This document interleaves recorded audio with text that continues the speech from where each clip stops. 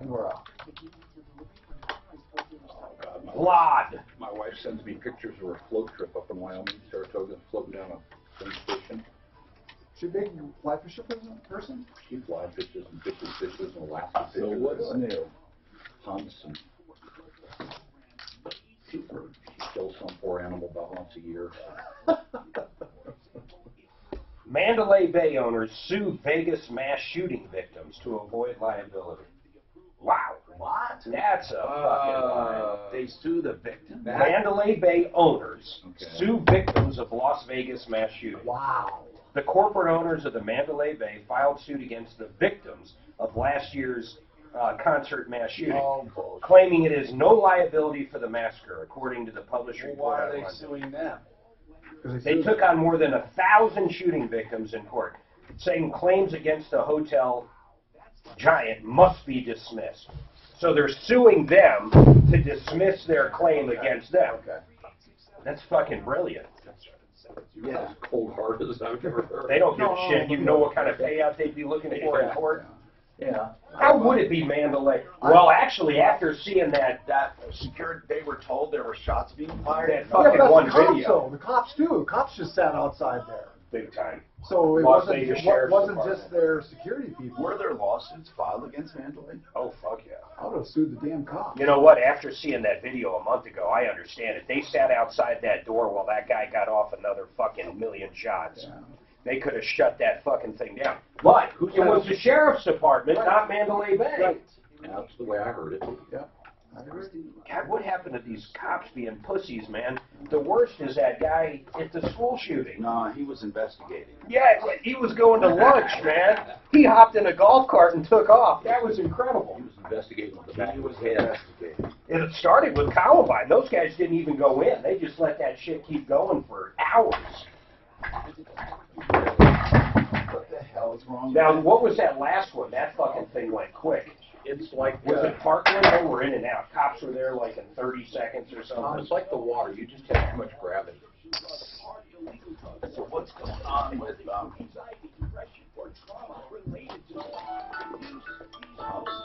they just sat on my ID badge. Sat on my ID badge and made that sound. Yeah, that was funny as hell. And there was a More time gravity. I did not know what that was, and I would have been so. You know what you put up yesterday? Oh, let's start with I'm sorry, what's that? what we Okay. started with yesterday. No, but I rotated them pretty good yesterday for once. Oh, but Yeah. That's fine. I'll just start with company. So, Dave left you to the dogs. What's that? He sure did. Dave left. Oh. How's biz down there? You guys had any hail yet? Oh man, What? it's crazy right Is it? now. Yeah, it's been nuts. Luckily, Denver got hit with the other storm, and all the Denver roofers came back up here. So it's been good. That is good. God, I just like the hail. Help me if you can, I'm feeling down. Hello, I'm Tom Martino, and this is the Troubleshooter Show. The only show of its kind anywhere in the universe, so far as we can tell, where we get directly involved in your life. I mean, really, no one does it. Nowhere in media can you find anyone, anywhere, not just radio or TV. Let's throw in the internet. Can you find anyone who devotes their time to directly getting involved, directly with phone calls, directly with investigations, directly with lawsuits, directly with everything near and dear to your heart and pocketbook? When people get ripped off, we're there. So, if you have a problem, question, or complaint, give us a call. I want to caution you. Lately, a few people have been really pissed off at me, saying I'm not helping them. But that's because we disagree on the direction to go. We can't see the viability in bringing a lawsuit if you have no case. We can't see the viability of you barking up the wrong tree. We think it's foolhardy. It's weird, so don't do it. And then they say, oh, no, we got a good case. And then they start quoting TV law. You know what TV law is? Like, whatever. Just pick something. The woman the other day, well, there was merchantability problems and misrepresentation and whatever. We love helping people. We don't always agree on the direction to go. I still go back to this one guy. He emailed me again. This Ken, I think his name is, who had the son? The son in Florida who bought a house and the air conditioning is undersized, and he thought that the warranty company should have covered it or that the seller committed fraud. But the seller was told, hey, the buyer was told, you have a problem with your air conditioner. By the home inspector. He decided to buy it anyway because the homeowner says, we'll throw a warranty on it. So where's the fraud? Where's the fraud? The son said, okay. So who committed the fraud? The warranty company? The seller? Who? The home inspector? The thing is, sometimes, just sometimes, you do things wrong. Sometimes there's no bad guy to blame. That is one concept in the United States of America we have a problem with. There is not always a bad guy. So what do? You look for other ways to solve your problem. Anyway, let's just get to the phones because we do love solving problems, and we do it every day. We have recovered millions over the years for people. Now, we had one unique, weird problem with this, how should we put it? This entertainer, okay? But we don't know if it's the entertainer. It's his people. They were selling guitars. Some promoters were selling guitars. And if you overpaid for this guitar, you got backstage passes. But the backstage passes did not come with concert tickets. I don't know if that part was correct. Some of them did, some of them didn't. We don't know for sure. The guy that got the concert tickets, he was given the concert tickets after he bought the guitar. And he had backstage passes. And the reason he was given concert tickets is because there were no more backstage passes available, so they felt sorry for him and gave him some tickets. Anyway, the whole idea is this.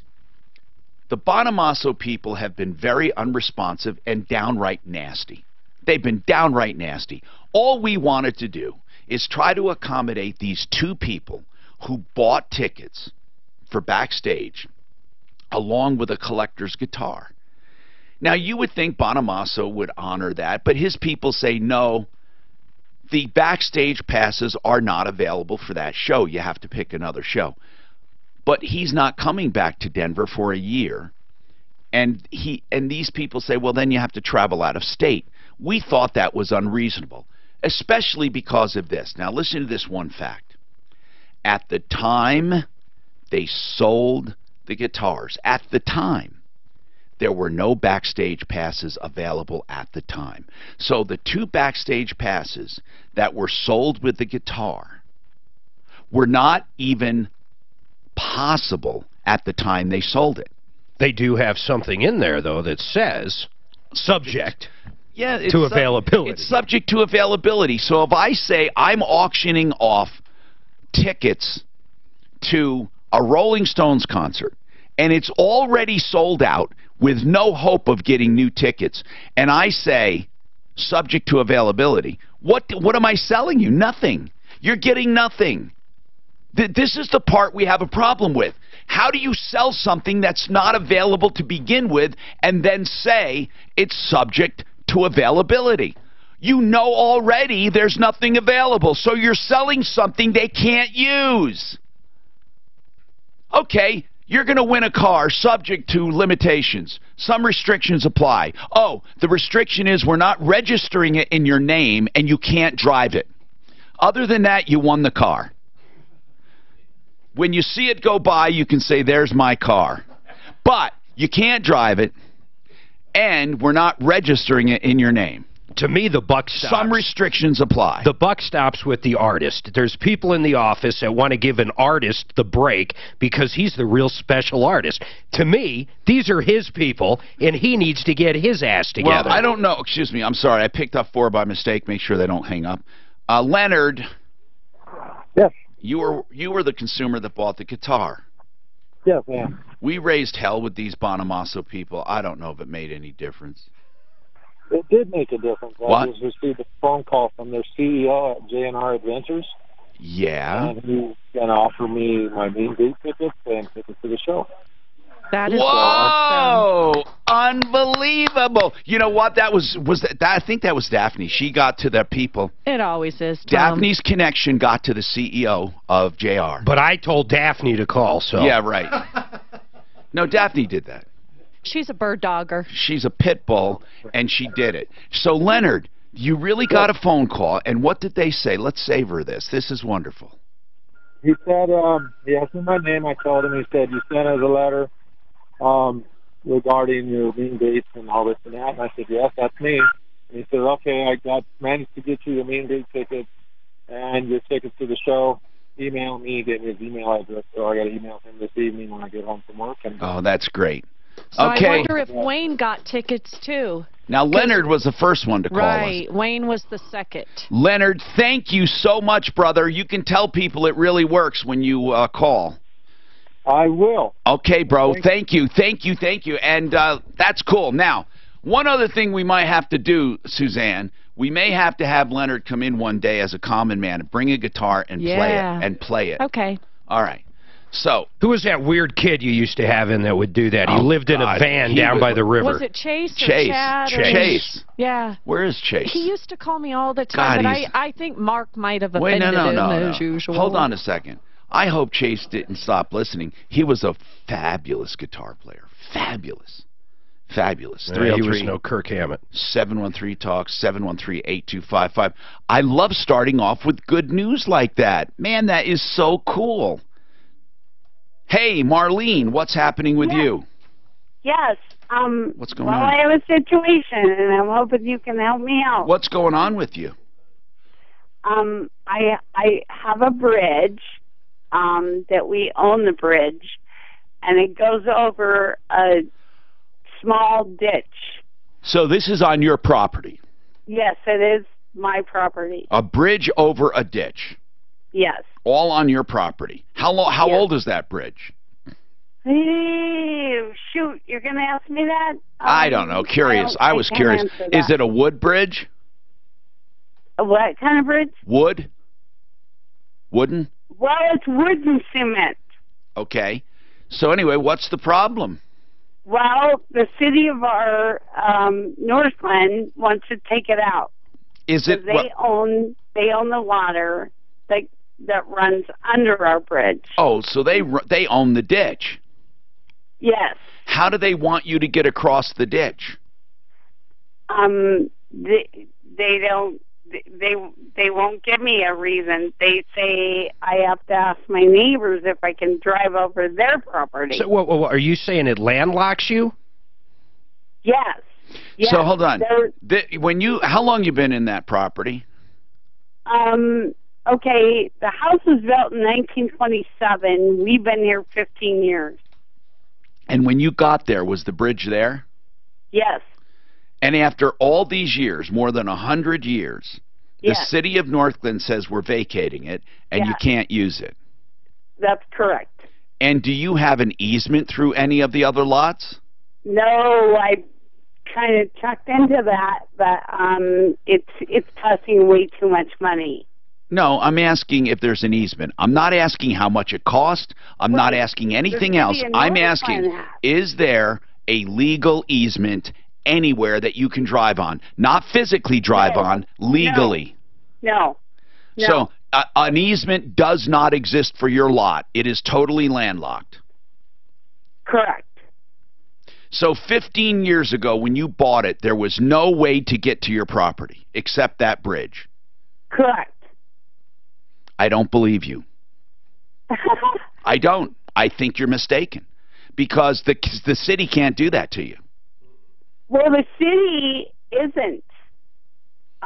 You just said the city is taking away the bridge. City of Northland, but they don't. I'm not in Northland, so it doesn't make any sense. Well, Or but is she on the hooch? Let me get this again. The city is taking the bridge away from you. Correct. Now, when I said 5 Because they own seconds the ago, water. 5 seconds ago, I said they were taking it away, and you said, no, they're not. So the city cannot do that to you. Now, say that again. The city is not doing that to us. Do you want to do that loop again, or is the city doing it to you? I said the city is doing it to they me. can't keep you. I don't know how they can do that. I mean, so what? Nobody understands it. What municipality are you in? I'm in unincorporated Jefferson County. Unincorporated Jefferson County, the city of Northland. What reason are they taking out your bridge? Because they say it's too old. Did they? Okay. Now I want to ask another question. Did they ask you to rebuild the bridge, or did they say you can never have a bridge? They said that we should rebuild the bridge. Okay, you see, Marlene, this is such a different story. My God in heaven, God, do I have to pull teeth. So they're not taking the right of way away from you. What they're doing is they're saying that bridge is not safe the way it exists. How much will the bridge cost to rebuild? Do you know? $40,000. Holy cow. How long is the bridge? I'm going to say about 12 feet. Are you sure it's going to be 40,000? Well, that's what our estimates have been. Really? Now, I think they probably are. I'm not sure, though. They're probably within their rights to tell you to rebuild the bridge. Hold on a second. I don't even know who we called to investigate this. I think we need her contact at Jeffco. Not her contact at North Glen, whoever is in charge of that ditch and telling her this.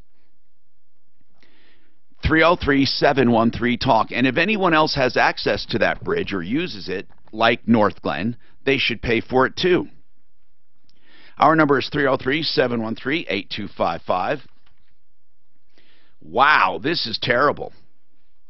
This hour brought to you by Become the Banker. Now, you hear me talk about Become the Banker, and there's so much confusion about it. I want to make something very clear. BecomeTheBanker.org or Become the Banker. Yeah, that's good. BecomeTheBanker.org for more information. But here's the deal. They have seminars to explain it all. Normally, life insurance is not an investment. That is correct. But in this case, life insurance is not bought for an investment. It's bought as a sidecar. It is simply an excuse to have a cash account that you fund. You are not buying life insurance with the money you put in. Only 1% of the money you put in goes toward life insurance. The rest of the money goes for a cash account that grows and accumulates tax-free. Once you get this cash stash, you can borrow from it any way you want, but you got to pay it back during your lifetime if you want to. And then you put more money in when you pay it back with interest. But if you don't want to pay it back, like later in life, and you want to use it for retirement, you never pay tax on it, and you never pay it back. You call it a policy loan. And that's it. It's a sneaky way to grow money tax-free and to have it available later in life, or to have available now as your own little bank stash instead of credit cards. Find out more about it. BecomeTheBanker.info. 303-779-6600. That's 303-779-6600.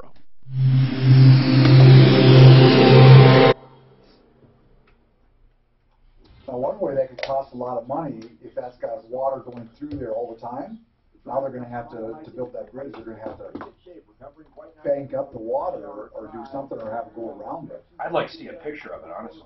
You know what I mean? If there's water going through there all the time, how are they going to stop the water to start building that bridge? I don't think you have to stop the water. Well, you're going to have to tear it down and stuff like that. I was thinking of putting a big No. culvert in. Whoa. What do you mean? Why would they have to stop the water? Well, Why would they have to dam it to build over? They don't. Well, maybe not, depending upon, like I say, it is only 12 feet.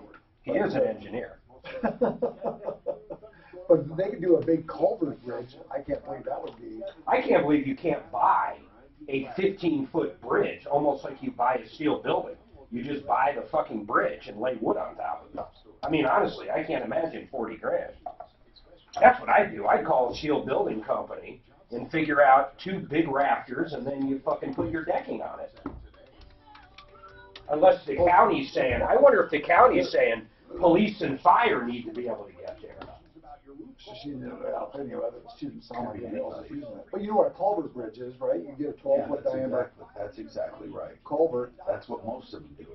put it in there and put cement over it. Yeah, why not? So why would that be 40 grand? Unless, We like you should say- get directly involved, and you go out and build a bridge.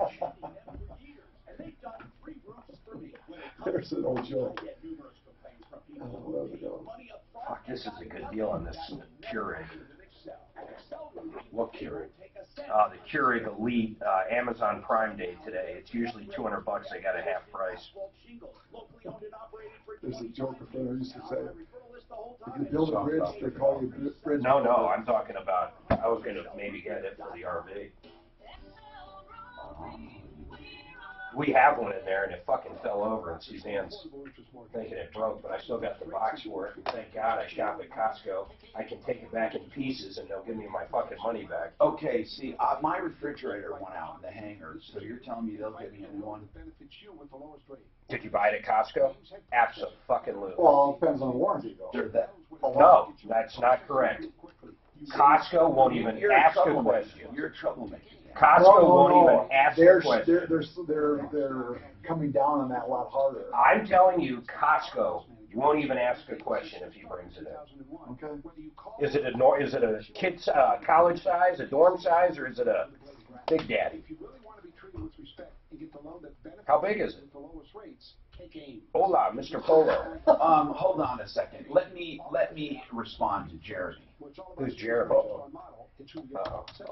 Who's Jeremy? It's Jeremy. Whoever it is. Oh. I'd hate to be on the other side of that email. You got it. Oh, I got it too, Greg. Oh, Jeremy Trout.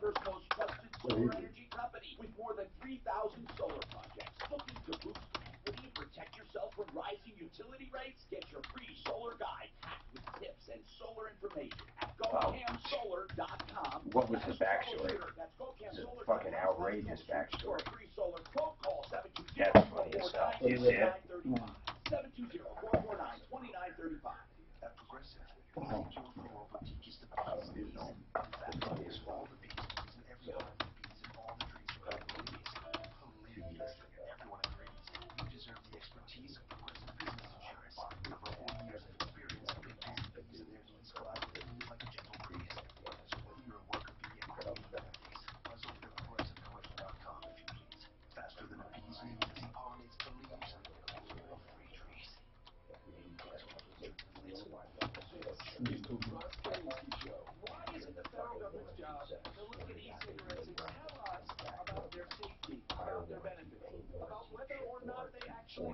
Smoking cessation. As long as the e-cigarette industry doesn't lie to us, then they should get the heck out of it. Ooh, I think I remember you guys talking about this. Do what they want to do.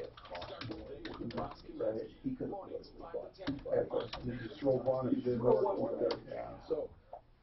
Tuesday edition Sean Hannity showed new ignorance respond to the Clinton Trump summit. Also check in with Obama's Office Rules Bureau class. All happening on Denver's talk station 630 K-House. Coming up to day one. But my God, I didn't talk about bending somebody over. We're up, dude. Copy me. Hi, Tom Martino, your troubleshooter. 303-713-TALK. 303-713-8255. Welcome. Okay, now, we are handling problems every day. We also handle roofing problems. We were going to have a whole roof day. We're going to have, well, you know, we never have a whole roof day, never have any one topic, but we do. We were going to have more than one person here today, but things screwed up. So we do have Petrolli Roofing from Colorado Springs. Of course, roofing is roofing. It doesn't matter if it's in the Springs or in Denver. And we have Michael with us. Michael O'Malley's the production manager. If you do have any roofing questions or any contract questions or any things like that you've recently, you know, because there are new laws regarding the contracts for roofing, and they have to be specified and detailed. I can weigh in on that. I can weigh in on what roofers are doing. Michael can weigh in on the roofs themselves. If you have any questions, give us a call. There are a lot of damaged roofs out there, and there are a lot of door knockers. As I said this before, you should never choose a roofer based on the fact that they knocked at your door.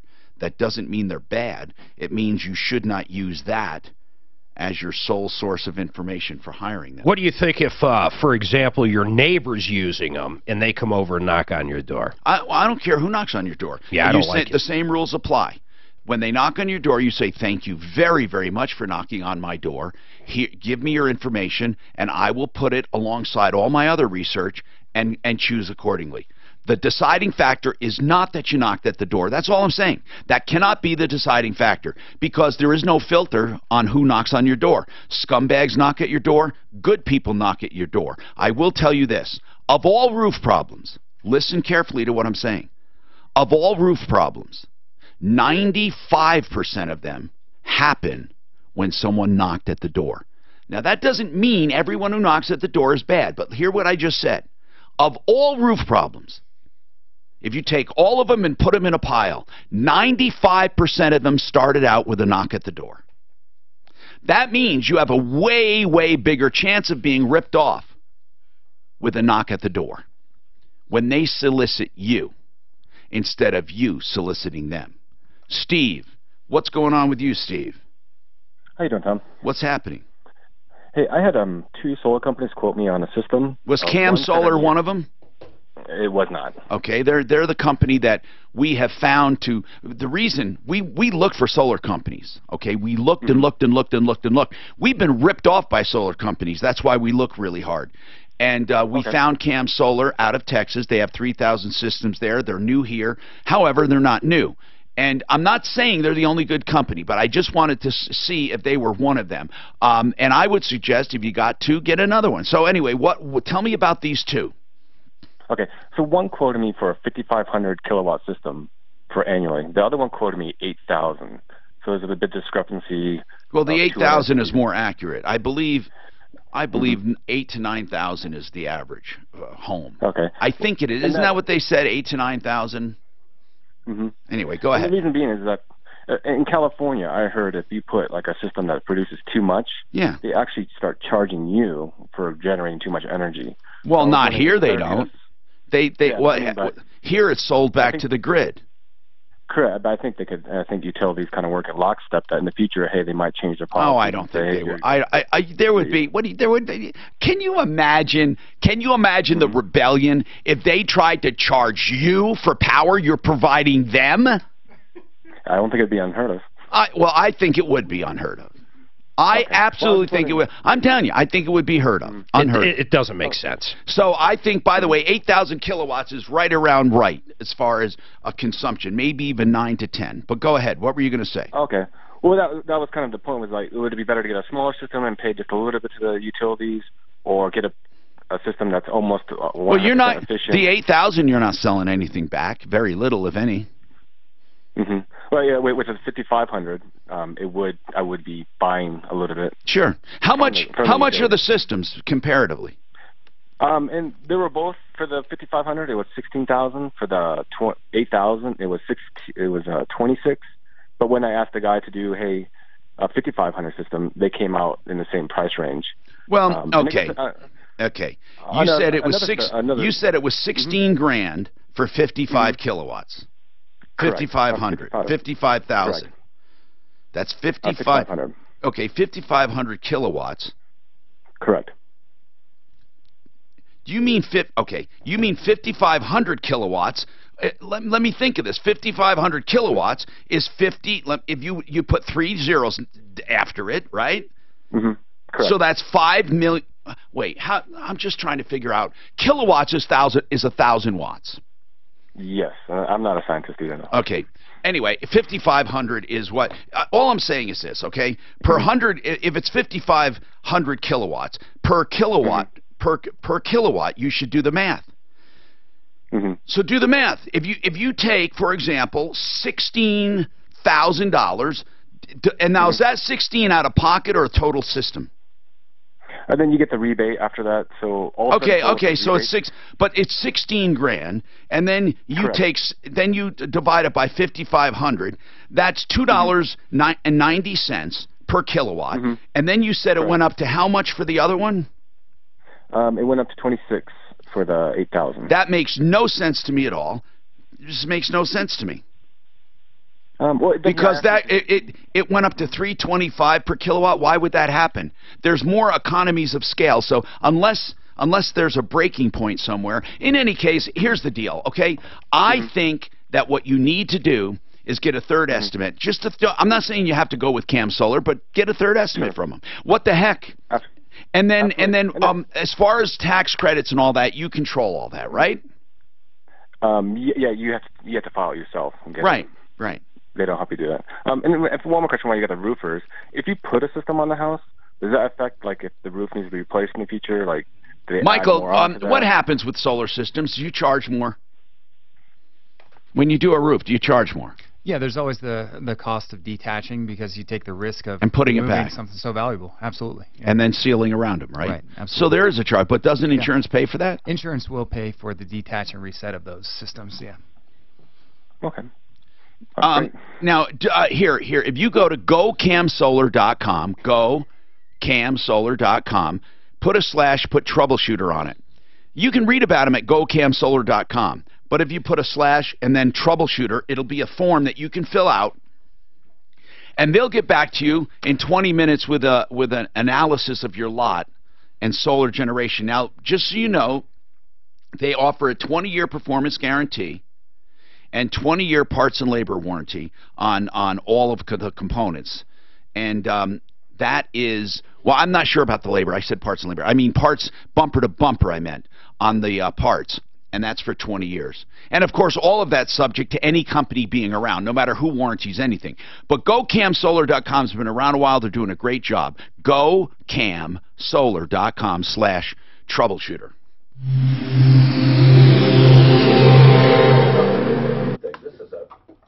Did you get an email or text or on the bridge?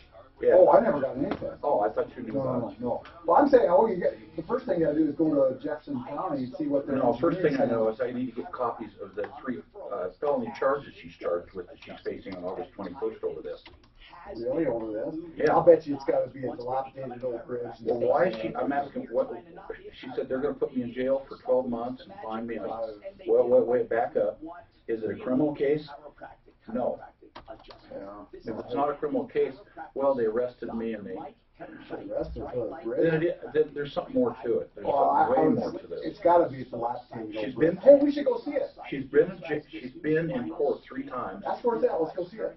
Damn, that's a good deal. I just bought one of those. Wow. Fucking Fire Stick, man. I'm going to send mine back and buy this one. Fire Stick? It's like a Roku, but it's Amazon's brand. These Amazon deals are unfucking believable, man. Oh, this is Prime Day, isn't it? It is Prime Day. Is it the only one day? Yep. They invented their own holidays, the pricks. They're big enough, really, they did. It's like Valentine's Day all over again. Man, I wish I had known yesterday. I ordered stuff on Amazon yesterday. I should have waited. Everything isn't on sale, but... No, but the shit that is crazy. Is it? Arlo. How much is Arlo on there? Let me see which one. Maybe I'll do that. Which pack do you want? How many cameras? 3-pack? 3? You got I just ordered 2. Jesus. I bet these aren't Pro, though. There's no way. Yeah, it's got to be an Arlo Pro. These ordered 2 extension cameras for the Ring yesterday, and did you? And a new Jitterbug smartphone for seniors. I gotta get that for my mom. I went to 2 Verizon stores and they said they'd never heard of it. What? And I go home. It's in the advertisement. They're not the Pro. They're not doing the Pros. They're dirt cheap though, man. 6 for $3.99, but they're not Pros. What would be the big difference in that? Can you not battery life? I don't know if you can 2-way, honestly. Okay. With these. Yeah, 2-way. There's no use. I'll wait. God, that sucks though. Why wouldn't they do the real ones? Probably because they're trying to get rid of the damn thing. Because they got the Pros now. That's so cheap, man. Well, wait till I find out. I ended up ordering it through Amazon, but I went to Best Buy, and Verizon said they never heard of it. I'm going, what? It's through the Verizon system. Yeah. 2 stores. She couldn't get a driver's license somebody paper from she had a ticket in Arizona, and Illinois was holding and up it her says license. Verizon. So I go to Best Buy, and they said, oh my God, they're sold out in Walmart. Do you remember that? I mean, I need you, I need I've never heard of to, it. you remember, okay. They're sold out. Now she's having a problem with the dealership. They're charging her $14,000 for repairs, and she needs to get to Illinois for the transplant. So that's why I put Michael, talk to Suze first, so you would know, her name is Michael, the female. And I did call and verify. Did you copy me on what you sent back, Service please? provider is something in Verizon, but it uses the Verizon system. I wish my mom would go to that and get rid of her damn landline. They're really clever. I agree. Well, they look pretty good, and as long as it's big, it's got to have big numbers, and it's very simplified. And also, my dad is so technically challenged. It's incredible. My mom can be her. Did you ever stand there with 2 mail-ins and extension cords saying, what the hell's wrong? Oh. I mean, that's not yet. Yeah, he's really rough. Anyway, if we think we can get him to do it, then, Good. I'll wait for you. All the new jitterbug. What's it, go ahead? What were you seeing on the video? Oh, I'll show it to you. I got it here, too. Was that at Walmart? Where was that at, Mark? Did you see? Oh my God, was that funny as hell? Holy shit, they kept pulling shit out. Ted goes, tonight's barbecue is canceled. It was funny as hell. I can't tell if it's Walmart or not. Watch this. Well, it doesn't because they're not working. First of all, I thought there was going to be a fight because the guy was in his face. The shoplifter? Watch him. Well, look, that's the manager, I assume, the blue. And they got him trapped behind. Yeah, that does look at the Walmart store. They're schmuck. No, that's not Walmart schmuck? I guess it's possible, but... What did I do? What's wrong? What's wrong? Oh, these? They fell in my pants. Look at this. Holy crap. Dude, that's like 1 out of 10. Yeah. I almost think it's fake. Oh, look, that's 2 packages there. That's 4 packages what is right that, there. Meat? Yeah. Jesus, 5 knees. 6. Let's look at the side of ribs.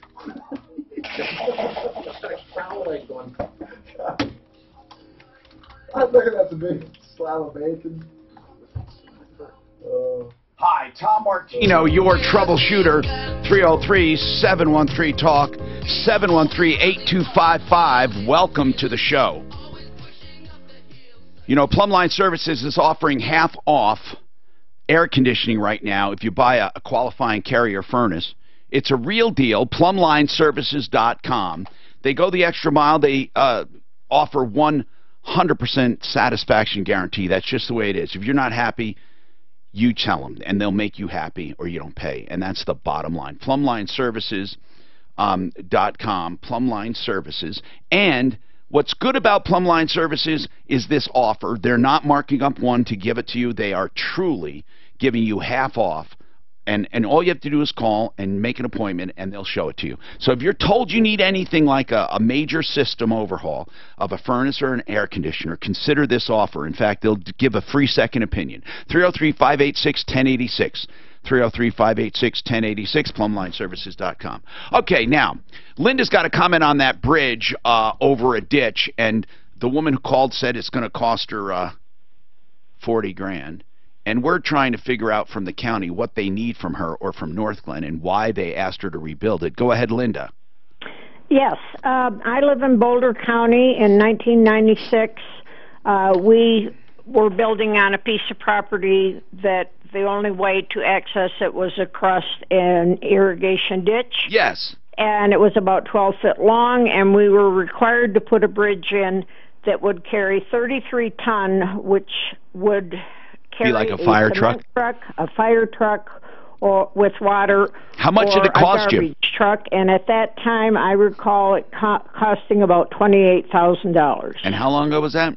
That was in 1996. Oh, and one of the things you have to do is put these, I think they were called helix piers in, because of course the water constantly going through. They had to drill these piers on each side of the bridge until it hit hard rock, so it wouldn't be washed away with the water.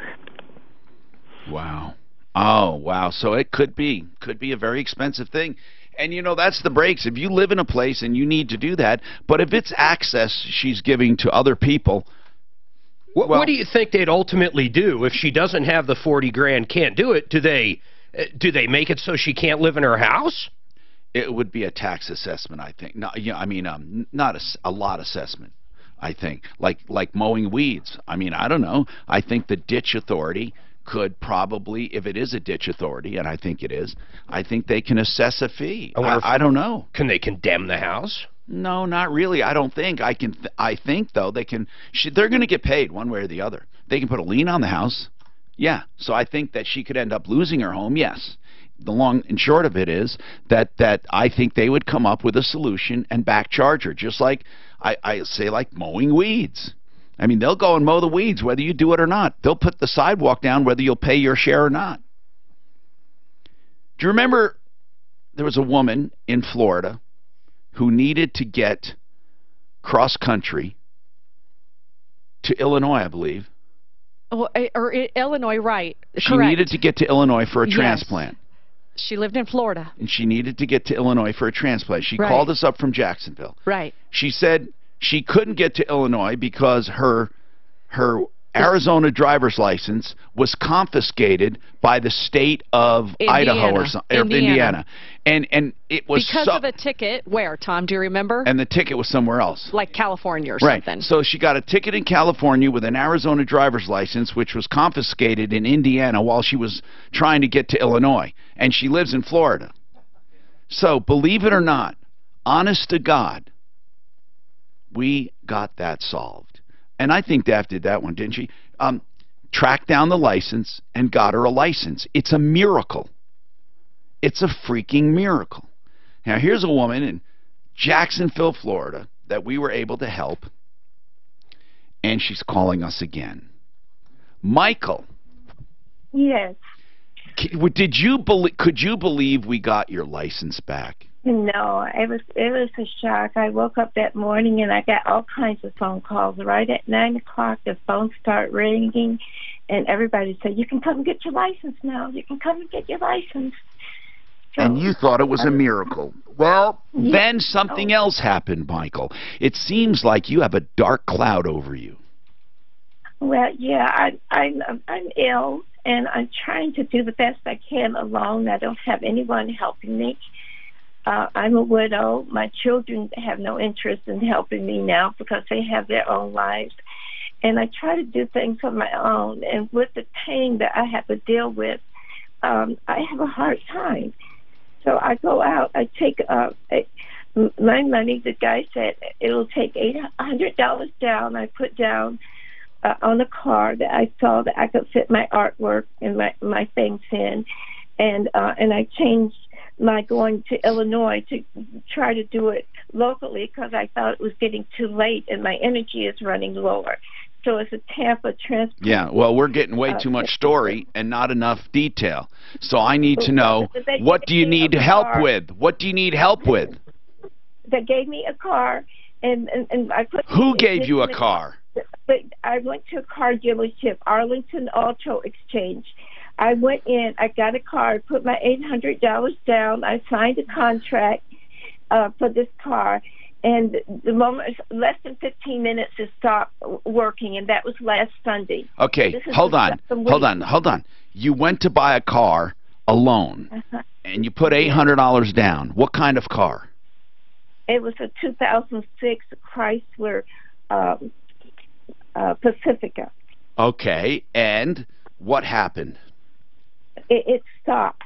What happened to it? It just stopped running. Did you get it diagnosed? No, I had it towed by Geico Insurance. That's the insurance carrier that I got, and they towed it to a Chrysler dealer. But the people okay, so what's wrong with it? Well, so far I've gotten quite a few stories, from the oil pump to the just a few stories that they are telling me. How many miles on this car? This van. It's like, I think, 120,000. Did it occur to you to get it checked before you bought it? No, sir.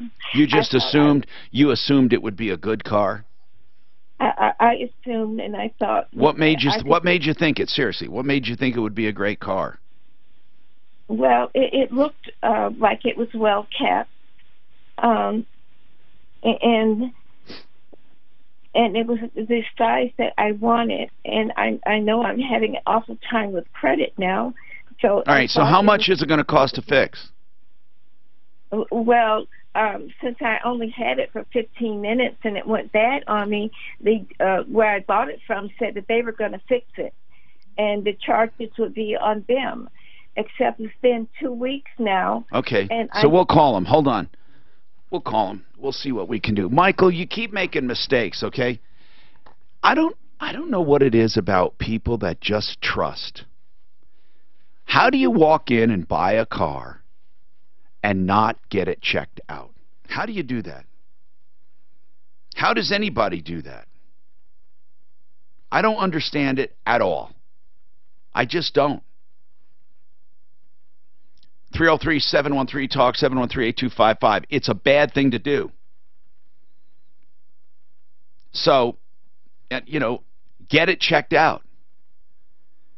We are going to talk more about this. You know, Century RV sells RVs, new and used. They have a shop, in fact. If you ever have an RV you need checked out, they have maintenance facilities up north, but they have a great selection of new and used RVs. And they are having a factory blowout, where it's not really a factory blowout, it's their own blowout of Cougars and a lot of used inventory and brand new inventory. You can get new trailers, travel trailers, for around 10 grand or under. It's incredible. CentryRV.com. If you're looking for an RV of any class and you're looking new or used, you can go to Lakewood, just north of 6th Avenue between Kipling and Sims. It's a 32,000-foot indoor showroom, or north on I-25 at the 119 turnoff to Longmont. CentryRV.com, 303-451-1111.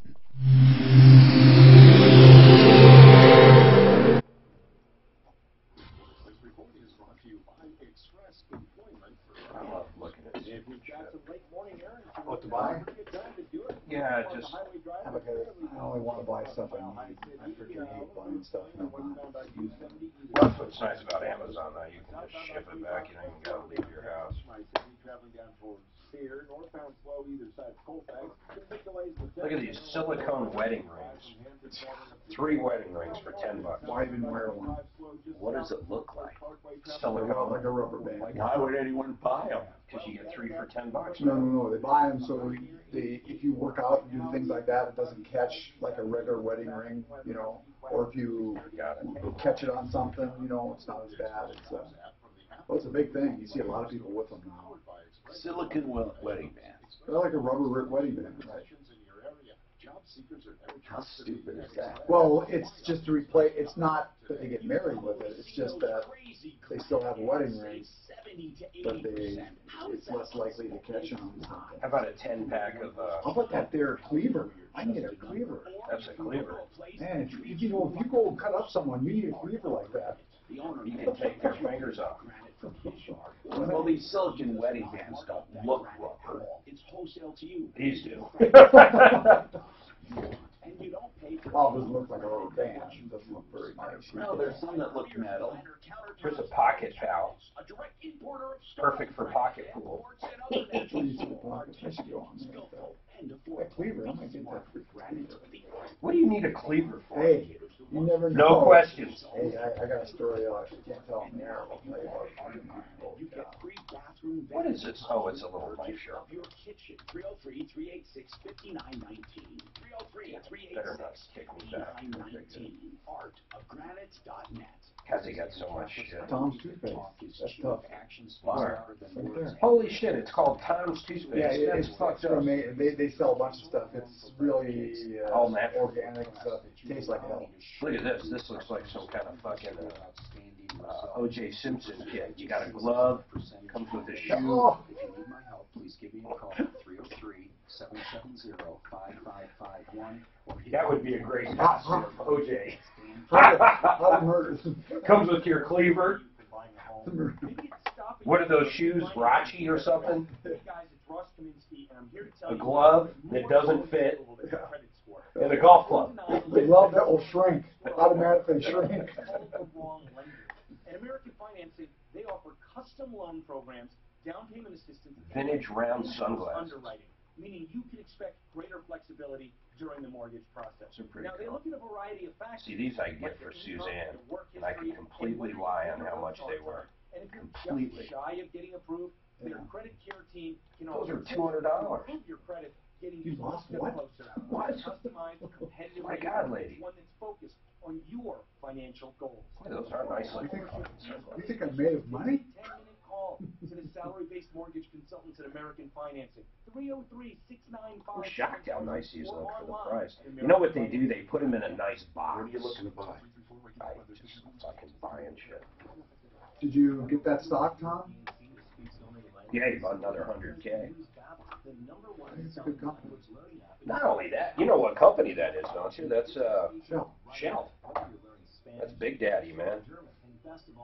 But 6% dividend or 5.5%, that's outrageous. Yeah. Their payday's coming up in PE 30 days. 22, not too bad, but Joe Bonamassa came through. And your other lady was on. I heard that. But she I wants was more on than the I was on the phone with New Horizon, walking him through, and I was like, "Dang, I wanted to be there for the Joe Bonamassa one." But it had to have been the assistant that hit that one. It was the CEO. I didn't Then even we hear. So what happened? Then we got a nasty gram. They called and apologized and said, "You got your tickets. This coming whenever it is." Cool. And then he got a what? A nasty email from who?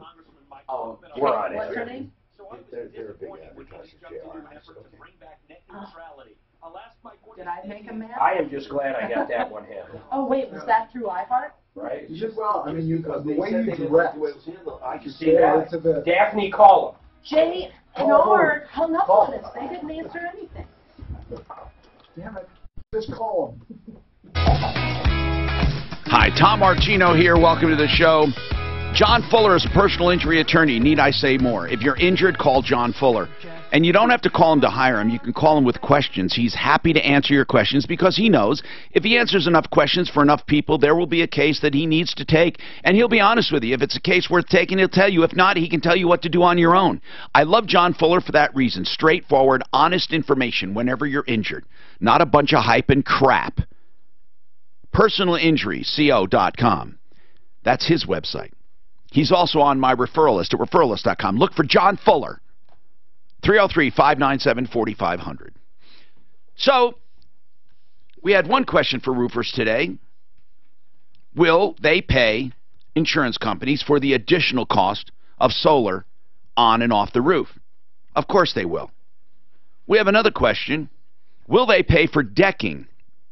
That's the plywood decking, and how do you know you need it? Do you guys look for decking when you go to a house? I need to know that from Petrolli Roofing. Michael, do you look for decking problems? Absolutely. As soon as we get the roof stripped off, we take pictures of everything. And Now, you can't tell that when you look at it the first time. So if you find bad decking, how hard is it to do a supplemental claim? It's not hard. Different insurance companies have different standards on what they will and won't pay for. A lot of times we just eat the cost because it's part of the roof. And if we're going to guarantee the shingles in the system that we put in, it's part of our service to the customer. So we replace it and we try to get the supplement from the insurance. All right. 303-713-TALK. That's pretty good. Patrick, what's happening with you? Oh, no. Is this Patrick, our friend Patrick? Yeah. Okay. Patrick is the kid that called and was a little unmotivated, living with a friend's mom and dad. A little unmotivated. And he couldn't keep a job. He couldn't, really, he called us for help, and we tried to help him. And so what? He got a job. We offered him a bonus if he stayed. 30 days. And he did an extra $200 from you and $200 from me. $400 to stay at one job for 30 days working.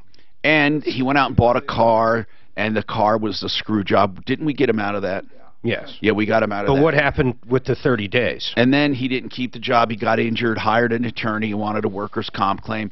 So it just seemed like, I don't know, disappointment. Because truly, it just seemed weird to us. Patrick, I'm happy you called back. We wondered what happened to you. What's going on now? Actually, I was calling to give you an update because I'm actually going into Job Corps next week. Good. Now, let's remember, he's also been in the service for a while. No, he wasn't. Yeah, weren't you in the military? Yeah, I was in the military for a month. For a month? What happened after a month? Well, let's just say I opened my mouth and said something I shouldn't have. And they let you out? They let me out on a medical release.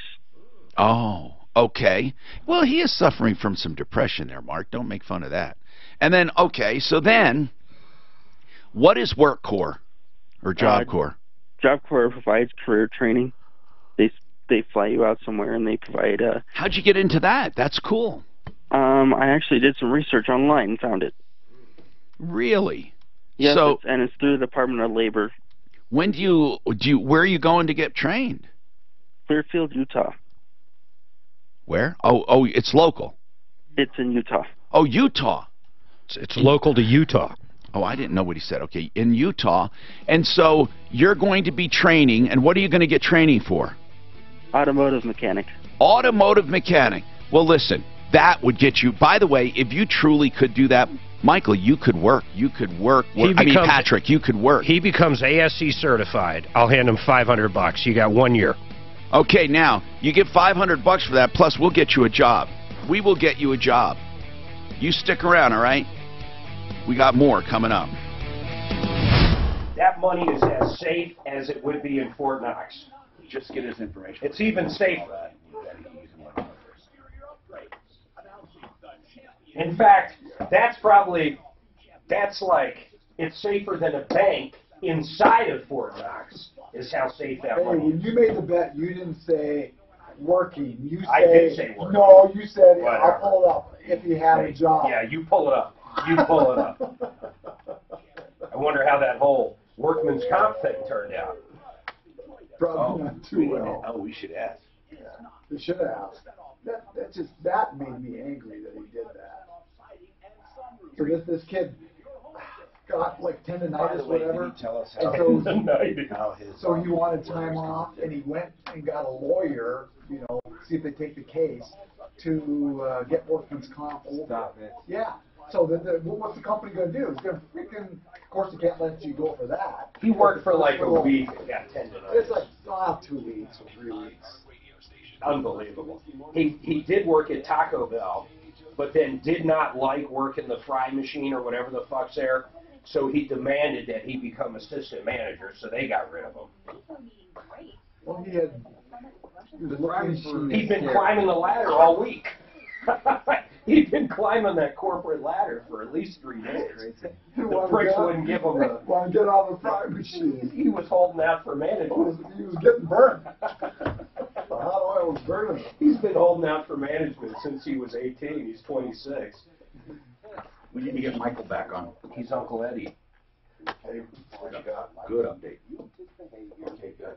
Michael is the car? Yeah. But I thought they were going to fix it. It's a front-wheel drive car. They may have put an engine in it now. Anyway, they're offering her a Hyundai Santa Fe or a Chevy Tahoe, a better vehicle, $1,000 more for the same price. To make it up to, they are bending over backwards. Sounds good. Where's this place out in Florida? In Florida, yeah. Yeah. Arlington. She just can't make a decision. And she doesn't like the color, and she needs to, these are two, I know the Hyundai Santa Fe and the Chevy Tahoe are both really reliable vehicles. That's what she needs. So what I fear not for worried her, about- because she says her kids now won't help her or anything before she was, I thought, going to... Well, and I think they're frustrated with her because her communication skills suck. Well, of course. The car lot can't get, they show her car, well, what do you think? I don't know. I bet you we end up going on her speed dial. Anytime there's a problem. Yeah. Well, they're both being very kind. They feel sorry for her. They understand the situation. Just like that one that I did with that Shay, if you remember her. God, Yeah. I was so pissed off at her. Why? here they're gonna refund He her doesn't money. give people a lot of chances. She was gonna refund money. They're gonna refund her totally. They even paid for her title. Yeah. She don't want to happy with Did that. they cook her dinner? Did they help her out? Did they help her cross the street? Did they buy her a house? Come on, Dan. No, she says, I'll never use them again. And stuff, you know, I said, look at what they're doing. They never return my calls and stuff like this. And I said, I should have said this, hey, you didn't follow through on your agreement. You signed all this. You took. They didn't have to do anything. I know some of these places are, God, I can't believe how hard customers are getting along. No. Well, guarantee you. Never help her again. And, you know, a lot of them call here because they have no communication. That's it. She's never heard it. Well, the guy that he's never heard the show before. He says, well, let me know what it is. Okay. And he says, Because I already got a call in, and he was like, yeah, I'll come on and talk about it, so, but it's hard to get experts Yeah, you in, are. you know what I mean, for the other two, but you want me to try first? We should, then we can say we did. Okay, I'll do You it don't that have way. to try that hard. hey, when you emailed that guy with the sun, with the air conditioner and everything, what did he email back? Did you say there's, you know, the air conditioner in Florida and stuff? The oversized, undersized. Undersized. Well, he emailed back saying, I'm wrong, and he's gonna prove it. Then what am I gonna say?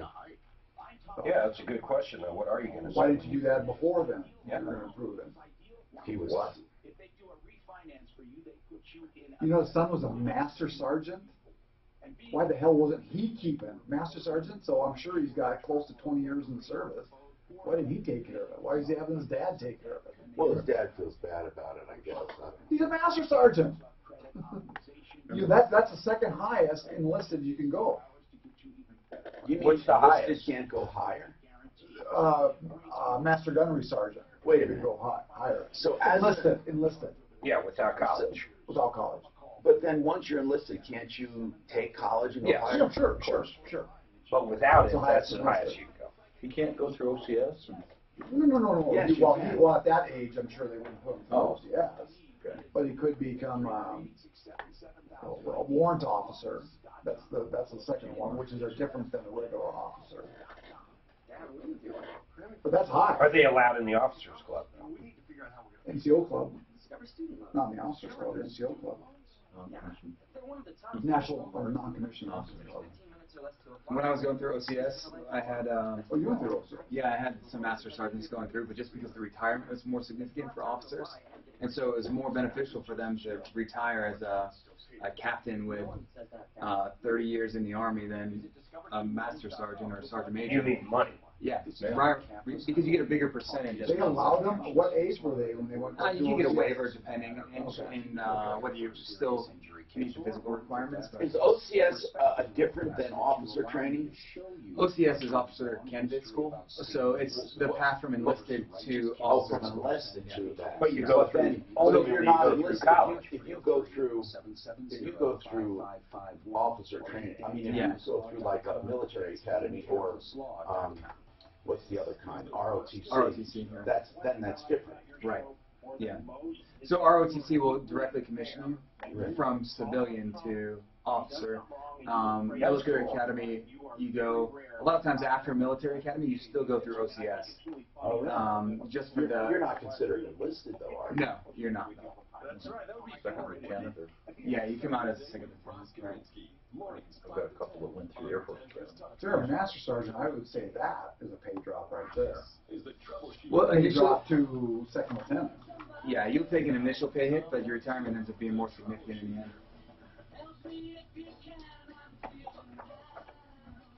Hi, Tom Martino here. Welcome to the show.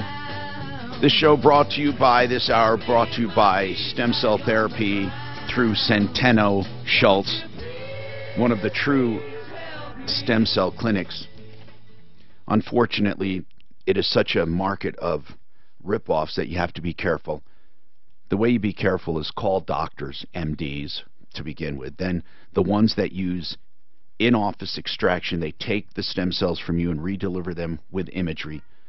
And doctors that have other alternatives in case you're not a stem cell, candidate. Centeno Schultz. They're part of our referral list at referrallist.com. 303-963-9201. They have offices now in DTC, in Lone Tree actually. 303-963-9201. And that's Centeno Schultz.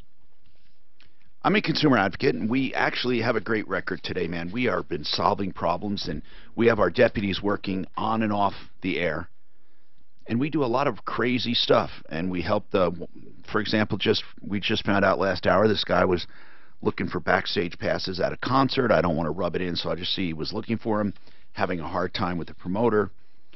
He had paid special, he bought this special promotion, this collectible guitar. And at the time, the passes were not even available at the time he bought it, but they were offering 2 of them. And he got them, but it was subject to availability, the contest.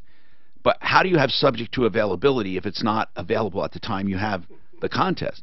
That's like me saying, really, I'm going to raffle off some movie tickets, but they're already sold out today, but I'm going to raffle them off subject to availability. You pay. You win, but you get nothing because it's not available. Subject to availability. Or restrictions apply. You know, this is ridiculous. So we fixed it. We're so happy.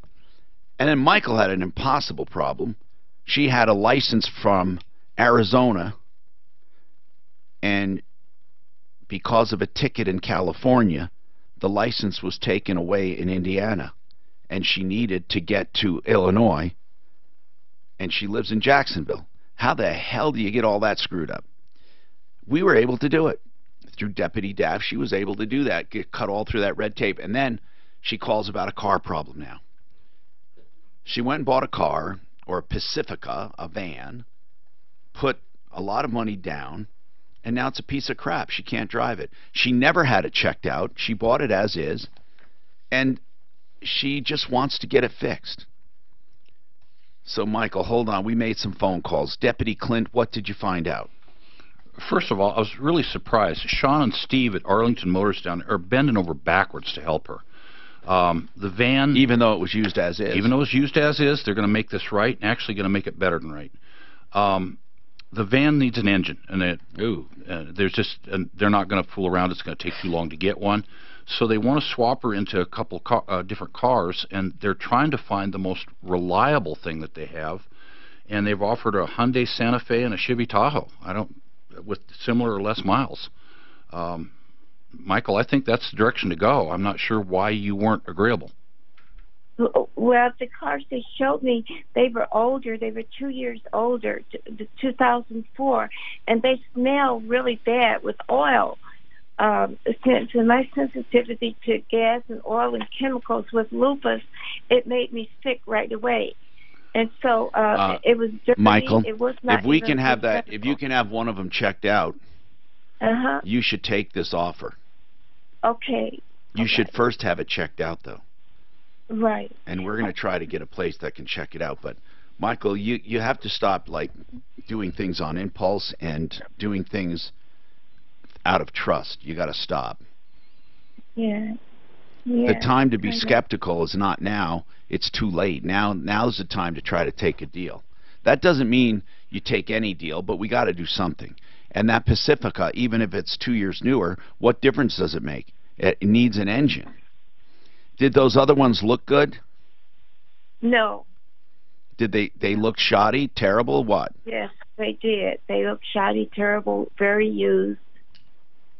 And they smell real bad with gasoline. Yeah, you said that. Michael, I asked him about that. It's the cleaner they used in them. They're all going to have that problem. But they said they have about a dozen vehicles there, but they can't get a response from you when you. Michael, you got to go over there and talk to them, and then call us. You can call us from there even. But really, we got to start moving off the dime here, Yvonne. And don't keep getting into trouble. Call us first, Yvonne. What's happening?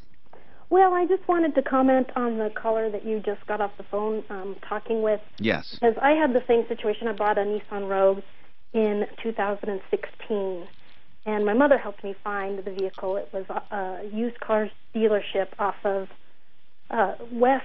What city? West of Alameda. Okay, Off Denver. of Broadway. Gotcha.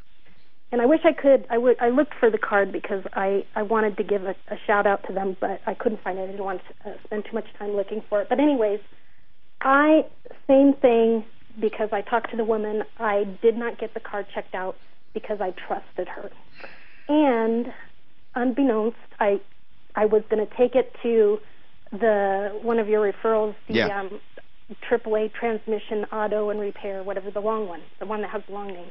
Okay. And I think it was a week and a half or about 2 weeks, there was a problem with the vehicle. And so I called and I talked to the lady, or actually my mother talked to the lady because she's Hispanic. She doesn't speak and what happened? English. And they fixed the vehicle with no charge. Wow. Yeah. That's good. Yeah, and then there was another thing that was wrong with it, that was also something very minor, but they fixed that too, and they didn't charge me a penny. Well, that's good. I'm glad. If you find out the name, let us know, okay? Joshua, what's going on? Well, I was essentially sold a car with a bad transmission. Now, let me phrase that another way. You bought a car with a bad transmission. Yes. There's a little difference. You said you were sold a car with a bad transmission. Now, I'm not saying you weren't, and it probably was, but it almost sounds like they sold it knowing they had a bad transmission, and they lied to you. Well, they stated that they didn't get any code from the car, or the car didn't show any signs of it having any issues. But, I mean, I picked it up after they had, changed the brakes, and less than an hour, or less than actually 30 miles of me driving it, it broke down on me. Which means, had you taken it somewhere to be checked, you probably would have found it. They said that they have mechanics at that dealership. But you did not take it somewhere. Correct. You trusted them. Yes. So when you go back and tell them that, what do they say? They said... you bought it. They said you bought it as is. Yes, and then they said to call the warranty, see what they say. What warranty? It's called Elite Warranty. You bought a warranty? They sold me a warranty. How much was that warranty? They didn't say. They just included it with the price. So I just ended up paying the $4,000. Okay, $4,000 for what? I'm sorry? What was it for? $4,000 for what? What kind of car? It was a 2012 Ford Focus Titanium. 2012. You paid $4,000 for a 2012 Focus. Yeah, it was $4,000.90. How many miles on it? Well, the Carfax report said it had 260 or 293. My God, 293,000. And their paper was advertising it as 163,000. So which one was it? Well, what was on the actual odometer? It was the 293,000. All right. So you knew that before you bought it. Yeah, I knew of that mileage on it. And, what did you think? What did you think would happen when you bought this car? I'm serious. With 293,000 miles on this, what did you think would happen? Did you think you'd have trouble-free driving? I don't think. I knew I had to do maintenance on it. But maintenance? Didn't it ever occur to you you're going to have to do brakes, you're going to have to do a transmission, you're going to have to do a motor, you're going to have to do... Do you realize it's at the end of its life? Do you understand that? The end of its life. Now I do. Yeah. I feel bad for you because I can tell that you're not experienced in this, but man, I mean, what are they supposed to do? What do you want them to do? What are they doing? Anything? What's going on? Where's the car right now? They didn't do anything. They offered to replace the transmission. For how much? They said they would deduct the $800 from the warranty, $1,000 warranty, and then I would end up paying $400 out of pocket at the end of it. But they had to be certified by the warranty place, and I mean towards the end of it, they ended up not helping at all. So I had to tow the truck out of the dealership and I took it to a transmission mechanic shop here in Colorado Springs. And what do they say it's going to cost? Well, after labor and everything, the whole job is going to cost $3,969 with. How much? And the car is worth $1,000. How much did you just say, though? Or less. $3,960 for the transmission? Yeah. Yeah, and I paid about $100 or $200 more for the vehicle. You must have a sign around your neck that says, just take advantage of me. Joshua, you're so far gone right now in this, man. I got to tell you the truth here. How much money did you put down? I haven't picked up the car yet, so I haven't paid for the transmission. No, did you? Wait a minute. You had them do the transmission? No, I didn't have them. I didn't have them change the transmission. I took it out of the shop because after everything, I lost trust in them. So you didn't pay for the transmission. Good. So how much did you put down on the car? $4,000. You actually paid it in cash. You didn't finance it. Correct. Where'd you get the money? My car was totaled in the hailstorm in Colorado Springs, so I used the money that they gave me for that. God.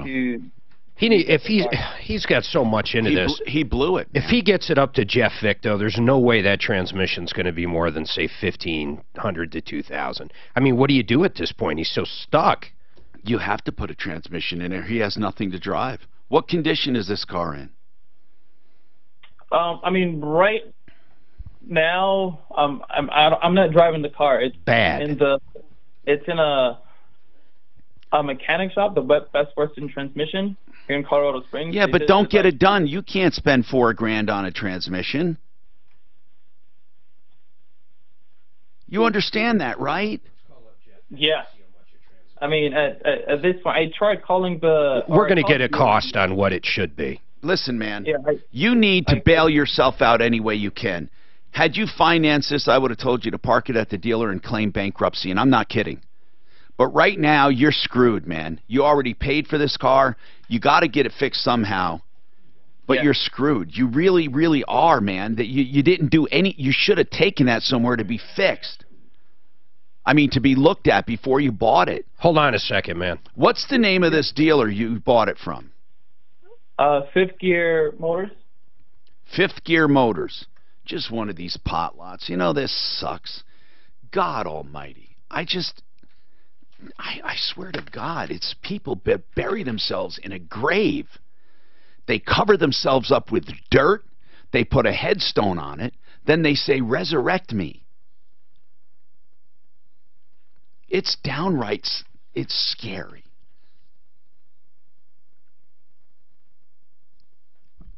What's the year, make, and model? Oh, he's on hold. Okay. I want to talk about saving money with floor coverings and someone who will never rip you off.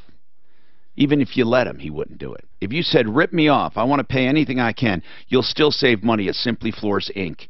If you're looking for a great place to buy floor coverings, you can have them come to your home. Go to simplyfloorsinc.com. They'll make an appointment and bring all of the top floor coverings to you. Samples. You can buy them for as much as 20 to 30 to 40% off the big boxes, the big mills, the big outlet stores. Prove it to yourself. The big exchanges. Prove it to yourself. You can stop by 52nd and Ward if you want, southwest corner, or go online, simplyfloorsinc.com. It's a battery generator. Have you ever seen something like that? Lithium battery. How do you power it up? Can you power it up through AC and? Oh yeah, generator with AC. Oh, outlet. Can you only solar? How do you get a warranty on a car with 293,000? Who writes those warranties? Well, see, that's I think what you should do with that is try to get Nobody. back from the warranty. Nobody writes and then jump the car.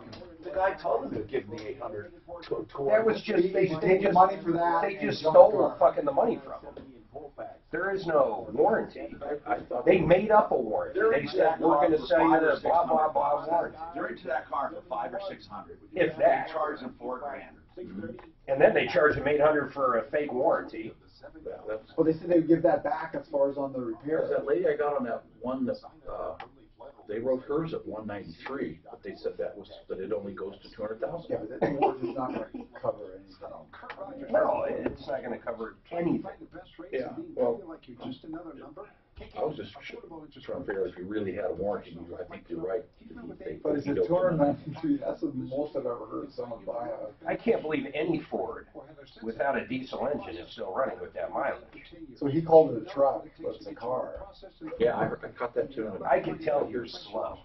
I mean, couldn't you tell? Seriously. Yeah. I'm dying to see what Jeff thinks. You know, Marlene. There's nothing wrong with that. You're slow. That Marlene called about the bridge. Yes. Yeah. If anybody thinks that there might be a little, well, I'd like to go see the bridge. I would too. No, I think she was sipping on Grandpa's cold medicine. That's what I got from back there. It really sounded. We could say this is the case of a bridge over too troubled far, waters. No, or a bridge over troubled waters. Either way. Yeah, bridge too far. Bridge. If it's only 12 foot. Yeah, but they're saying that other lady had a good point. Yeah. Fire truck, cement mixer. 33,000 miles. Because it's not just for her house. Her house catches on fire. If that fire truck can't get up there, the neighbor's house could go. Yeah. Or the forest, whatever. The water might burn up. My daughter lives in Coal Creek Canyon. 3 or 4 years ago, they lost every bridge in the canyon. They washed out. Yeah. And that's why they do those piers and stuff. Yeah. Look at this. They did. But a ditch shouldn't get a lot. If it's an irrigation ditch, depending on the type of ditch, there may not ever be a lot. Kill them with a 40-foot rail car. That's a nice. Oh yeah, I already got one. You think that's a good price, though? How much is it? $99, man. Is it electric? Yeah. So I'll tell you something on battery stuff. Get everything the same. Yeah. Don't get I'm doing it right Sears, that. I do everything Ryobi because Ryobi does freaking. Oh, then you can swap in and out the back. Right. I've got Kimmer on for that tranny. Links. How much did he say? He didn't. I didn't ask. He was looking it up. I bet the transmission shop's been the guy. Yeah, his other comment on 4 says should be about $1,800. He said something they're infamous for their clutch pack cost. Yeah, links, Whatever that earthquake on their impact wrenches. They're carrying some high-end stuff. It never, the coupons never work for it. It's always full price. But they're really? Well, I'd say I just go Ryobi right now. But I like that. But see, Ryobi, when they went lithium, they all fit. Whereas freaking Sears, they change batteries. I know. Oh, it's 18 volt. Oh, it's 19.2 volt. Oh, now it's lithium. That won't fit in there. I got the. Look at that thing. I got the DeWalt on all the cordless stuff. They're lithium. God, I hate when I buy this cordless shit. What's that? I hate when I buy this cordless shit and then they stop supporting the batteries and they stop supporting the chargers. Sears. Those sons of bitches. That's why I went with DeWalt. Then they make you buy a new one. I know. So that's why I go Ryobi. Yeah, Ryobi's good. Ryobi. Yeah. I like the name. I like to say Ryobi. Yeah. With dart stack. But you're right about it. I think Sears changed the batteries like 3 or 4 times. Even Black & Decker. No, I could use that in my basement. Yeah. Use that for your dogs. Cosmo. Oh, sorry. But this new 40-volt stuff for outdoor equipment. I like 40. That's what this said. 40-volt. Yeah, chainsaw. God, it really works good. I've got the hedge trimmer, the leaf blower, and the weed eater in 40-volt. You know, hedge trimmer doesn't take a lot of voltage. I got a 18 volt and works. Does it? Now you're going to make me go back and look at this. Chainsaw, yeah, I'd like to. I hate when I start them all the time. Hi, Tom Martino here. Joe Lazzara is a criminal defense attorney. And unfortunately, those who drink and drive need him. In fact, even if you don't drink and drive, you may get into other trouble. Joe Lazzara, listen, I'm not going to waste your time. He's not going to judge you. He's going to represent you. Everyone deserves a defense. I do encourage you not to drink and drive, not to try to calculate. Get Uber or Lyft. If you are falsely accused, he'll help you. If you just want to plead guilty, he'll help you. You can't go through it alone, that's for sure. Joe Lazzara, 303-429-6200. 303-429-6200, LazzaraLegal.com. So, you know, I got a couple thoughts. I'm so tired of telling people like Joshua, sorry, Joshua, you didn't check it out. I'm tired of it. Joshua, I almost feel like these guys knew. Listen, they listen, there's something called legal and there's something called right. It doesn't mean just because it's legal, it's right. It doesn't. These guys are into this car, I'll bet you, for under $1,000. They sold it to you for $4,000. And they know damn well this is a piece of crap. They know it. So now you go back to them and they say, we'll tell you what. We're going to give you the $800 back for the warranty, and you got to pay another $400 for the transmission. And that transmission they're going to put in is only going to cost them $400, so you're paying for that. Yeah, or if that. So here's what I'm thinking. I'm thinking Deputy Clint should call Fifth Gear Motors and say, look, you know what, guys? You did good. You ripped this kid off. You probably made more than $3,000 on this deal. Congratulations. Now, can you undo the deal, or we're going to make sure it costs you $3,000 in legal fees because we're going to sue your asses. I'm just freaking tired of this. Oh, I almost slipped. I am so damn tired of this. Just go tell him that. You know what? Let's help Joshua. This poor kid. He gets a $4,000 check. He can't help it if he did a stupid thing. Jeff. Yes, sir. These guys want $3,900 for this transmission. Suzanne gave you the make and model. What did they say they would do, Joshua? Is this a rebuilt transmission for that price? The mechanics that I took it to said that they need to install a new transmission because of the kind that it is. And you mean new? They can't rebuild it. They're going to go factory new. Correct. On a car with 292,000 miles on it. Well, if indeed they're going with a Ford unit, they're actually treating them pretty good on the price. I mean, the transmission by itself retails for about $3,500, not including installation, and that's about 9 hours worth of work. So normally that would be closer to a $4,500 to $4,700 ticket. So if it was truly new. If it's truly a Ford unit, correct. And he should never buy new on that car. That's ridiculous. Can you rebuild that transmission or not?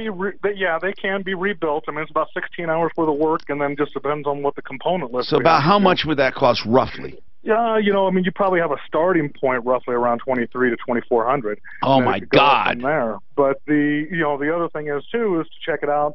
Is they've got the clutch assemblies inside there. I mean, this is a dual clutch pack assembly inside there that has actuators. The actuators go bad, clutch packs go bad. They don't necessarily always require that it has to be overhauled. But even then, but with 292,000 miles, I would say it is a pretty good bet. It's a pretty gosh darn good chance, yeah. I mean, and even going after actuators or clutch packs, I mean, you're talking $1,100, $1,200 right there in parts and labor. No, so you know what? They're not exaggerating. They can be pricey little units to work on, and they do have their fair share of problems.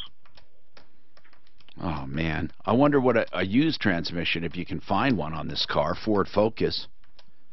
You can probably find one, but they all have the common issues with them. You know, I always look at it as a sense, you know, you already have one used transmission. You really don't need another. He's just buried in this car. We got to think he needs to walk away. We got to get. He can't. He put his money into it. He can't walk away. He's got $4,000 into it. Yeah, we got to. An $8,000 car at that point once he puts that training in. We got to get this deal. We got to get this dealer to unwind the deal. That's Kimmer Transmission. Thank you, Jeff. He's at 303-693-1400. Clint, can you take him? Joshua on line 2. Let's see if we can. God, let's see if we can do something about it. What do we do, folks? You got any ideas? Fifth Gear Automotive? I mean, I'm not saying they did it on purpose, but or Fifth Gear Motors. I don't think it'd be hard to make that leap, though.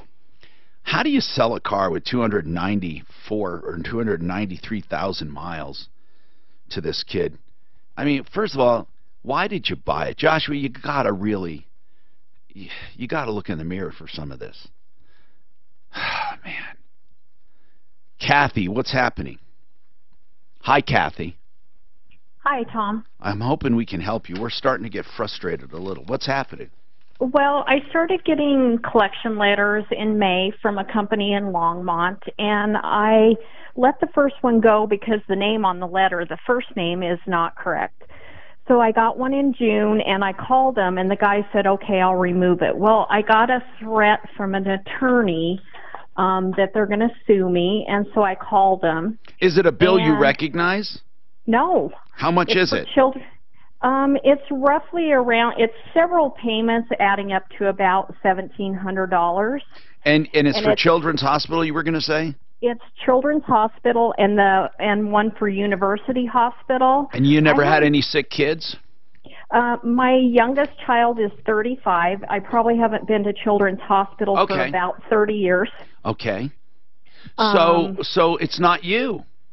It's not me. The name on the letter. Well, you don't have to. incorrect. You don't have to prove anything. You don't have to do anything. It didn't show up on your credit, did it? Well, I haven't checked my credit, but they told me that. Well, the guy wanted my social, and I won't give it to him, but I gave him the last four, and he said, "Well, it doesn't match." He said, "Let me review," and he came back and he goes, "Well, we think you're lying, and it's you. So basically, you need to contact our compliance department with an email." No, you don't. You don't have to do anything. If it's not you, you can ignore it. The only time you have to pay attention, there's only two times you pay attention.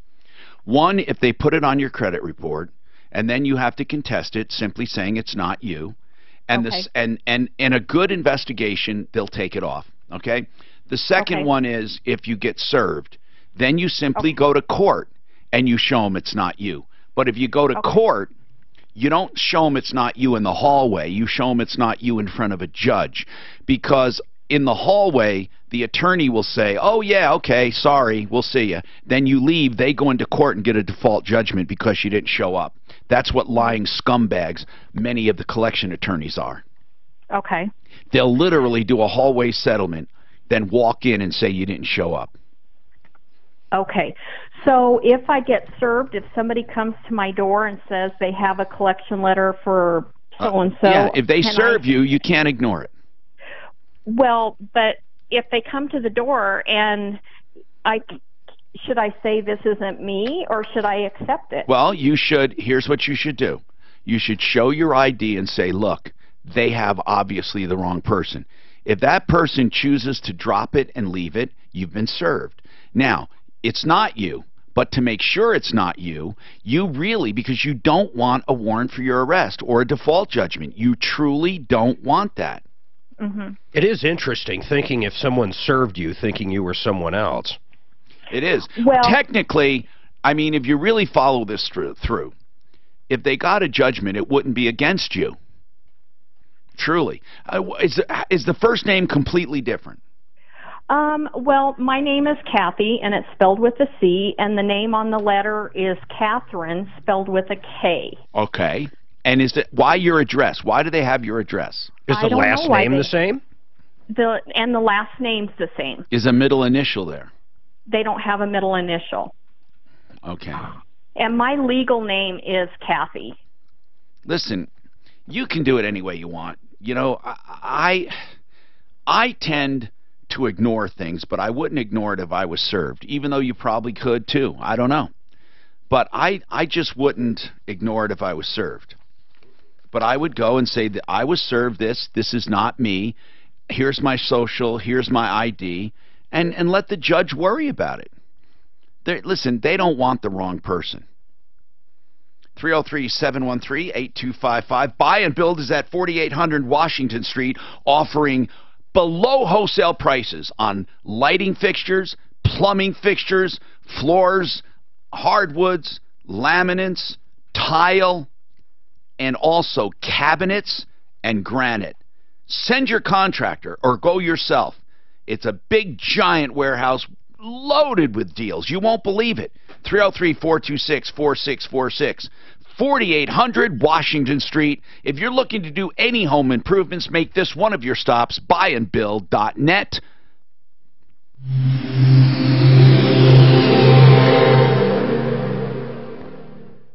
This is Denver's Talk Station, 630.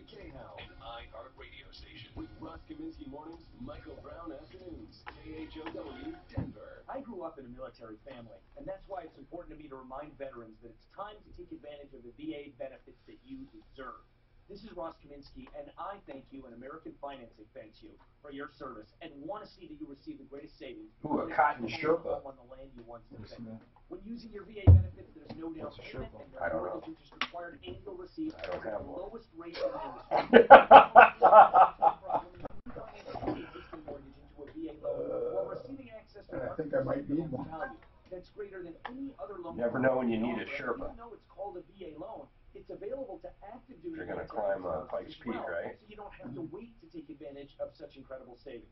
A salary-based mortgage consultant will listen to your financial goals and customize a loan program to fit your needs. Just call 303-695-7000, 303-695-7000, or AmericanFinancing.net. NMLS 182334, regulated by the Division of Real Estate.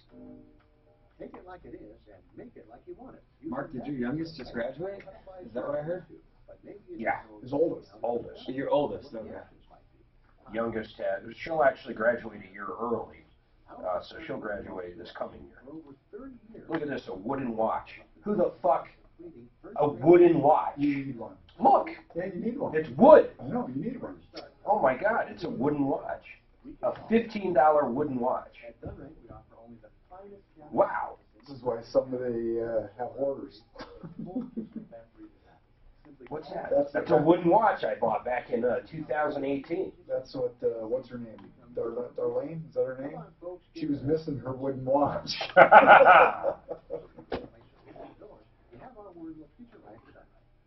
We helped this one lady out, and she was a hoarder, but she only hoarded new stuff. You should have seen, and everything was in a bag tied up. Really? Even everything in the refrigerator was in a bag tied up. Oh my gosh. Yeah. So you couldn't, if you went and got something, you had to open up the bag to see what it is. You know, I guess she was missing some stuff when we moved her. She must have did an inventory. I'll bet you she had bags of new stuff that was from who? Darlene. From like this. Oh my God, you've never seen anything like this high. Brand new shit. Brand new stuff in bags. One of the purses had a Montgomery Ward's fucking price tag on it. 19 what? They went out of business in 95. Brand new. Brand new. Yes, new stuff. All of it was new. Nothing not new. Well, like her couch. But it was all junk. Well, she's hopefully will get Social Security. Hopefully she'll get Social Security. But she's a hoarder who buys new stuff. And that's, you know how people is. It's just like the people on CVS. Yeah. I mean, they're nuts and stuff where they just buy all this CVS stuff. On Prime, these people who buy stuff on Prime. Are there people like that out there? Yeah! I'm very close to one. So 22, 30. He's thinking of buying a wooden watch. He needs that wooden watch. It goes with his cotton shirt. There you go. This isn't right. These should have been way cheaper, man. I won't buy these at this price. Okay. Mini dog bones.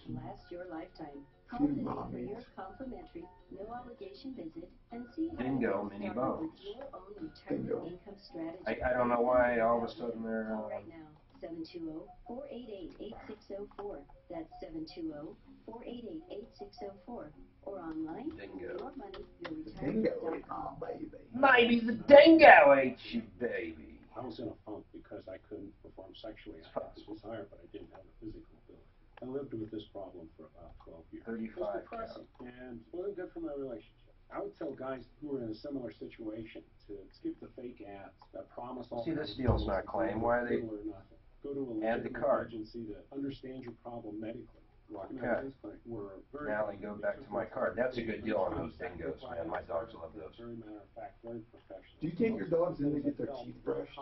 I had It extends their life. 2 years ago would probably be the last, or maybe it was a year and a half.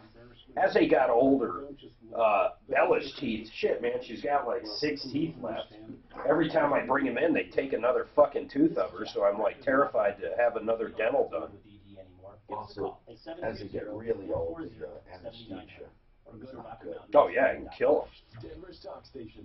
First time I brought a dog in for a dental after a long time though, man, it was Dobie, and they pulled out half his fucking teeth, so I learned.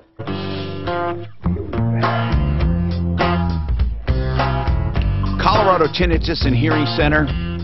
If you have a hearing loss or you have a ringing in the ear, it's called tinnitus, or any kind of noise that recurs in your ear, Colorado Tinnitus and Hearing Center is here to help. They have helped me and so many others I've sent to them. They're over on Clarkson Street in a beautiful facility. It's 3601 South Clarkson. There's also an urgent care in that building. It's a beautiful building, and they're on the second floor. I urge you to go over there to get evaluated, and then you can do free test drives on hearing aids, or you can even try out tinnitus treatment. 303-534-0163. 303-534-0163. I'm a personal, I use them. I am a client, a patient, and I really recommend them. Helpforringing.com.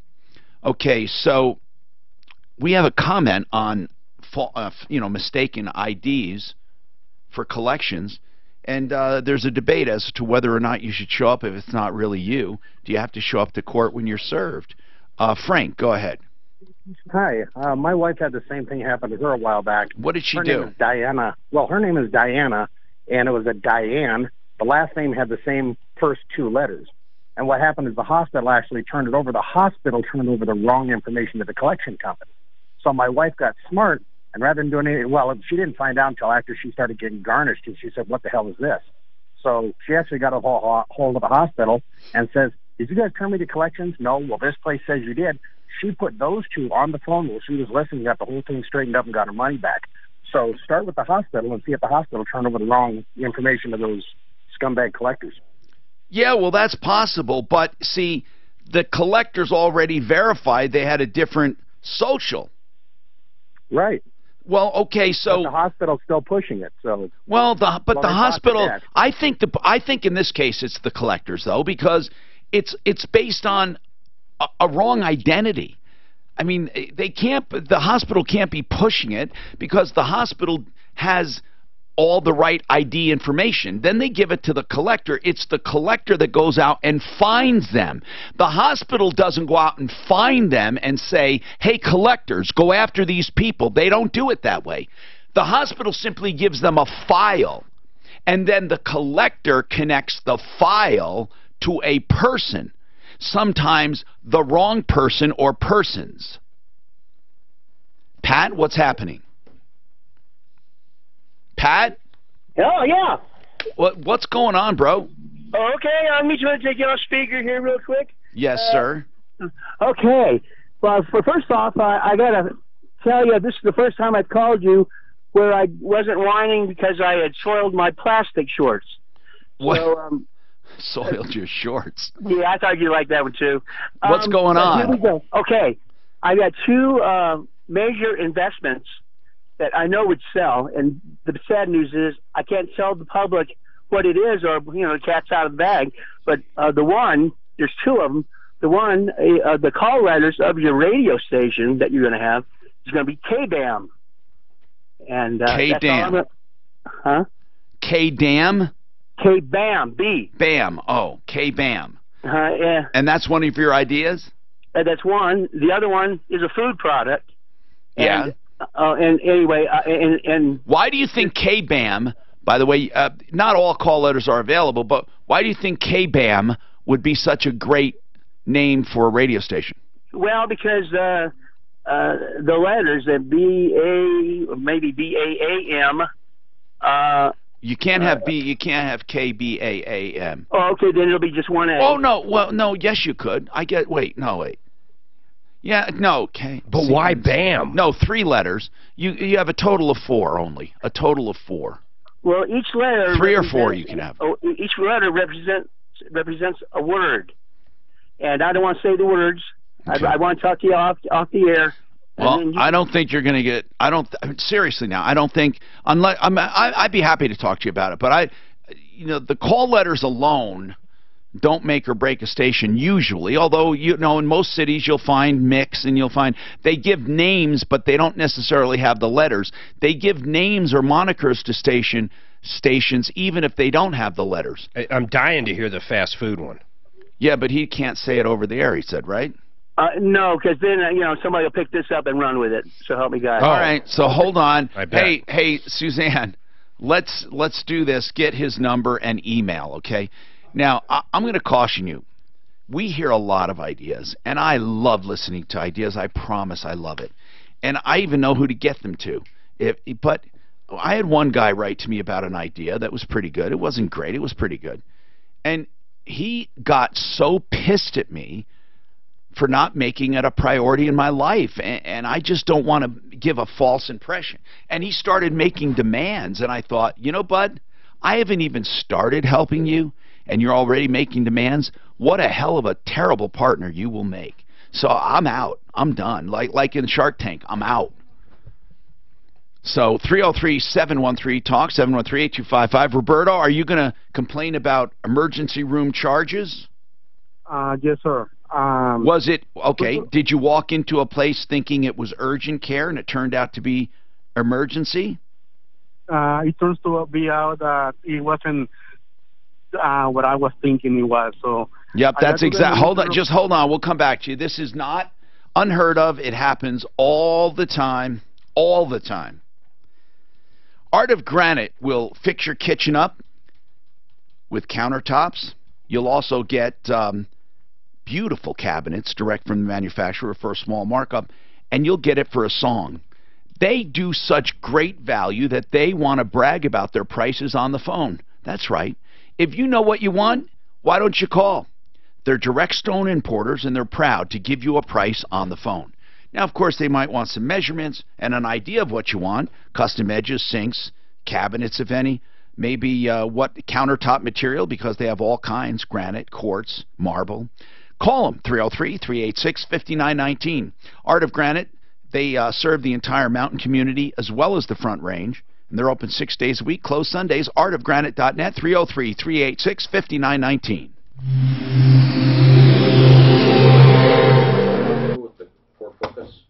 Did he mention the warranty company offered to pay for it? No, they didn't. Yeah, they were going to. He had to pay $400 for it. Yeah, that's what it was. Good, man. What's up? Yeah. They paid $800 towards it. No, they paid $1,000. Now cars over $200,000, they only cover transmissions to $1,000. The used ones.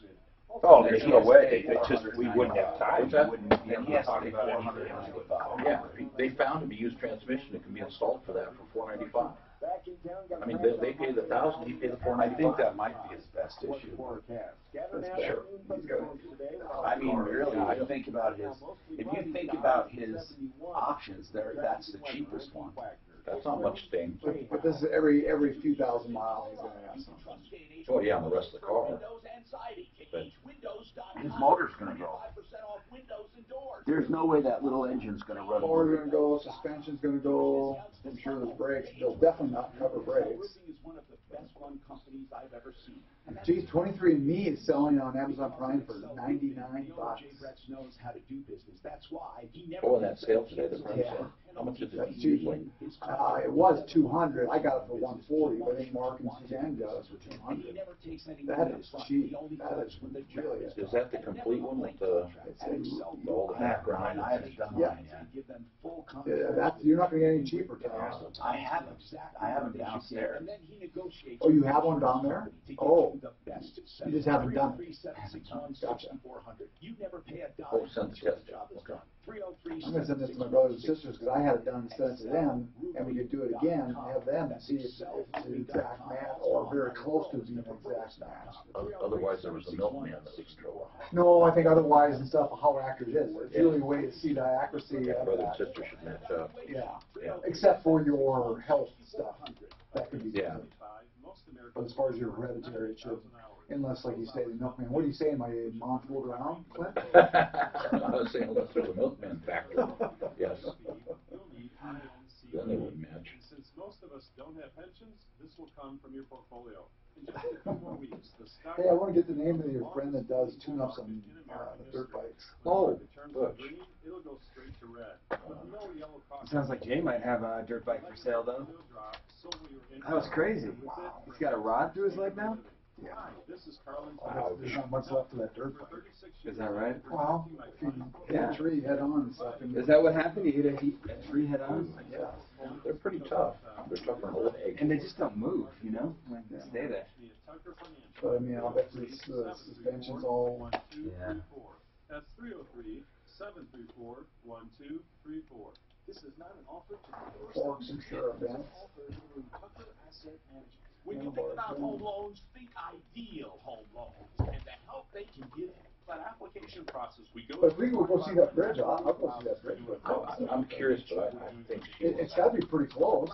Yeah, I'm trying to figure out how she's all this. She's been to court 3 times. They ordered to bring an attorney back next time. They're going to throw her in jail. She doesn't have one. I'm kind of wondering why Glendale is involved in Jefferson County.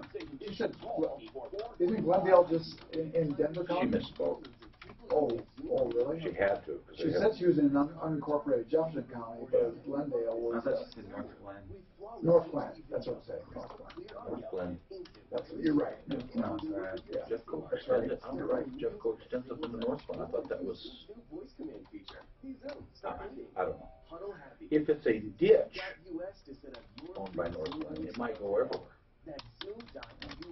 I know Denver Water. I don't know. You want to grow up and do a 1-weeker with me, bitch? 1 week. Come on, man.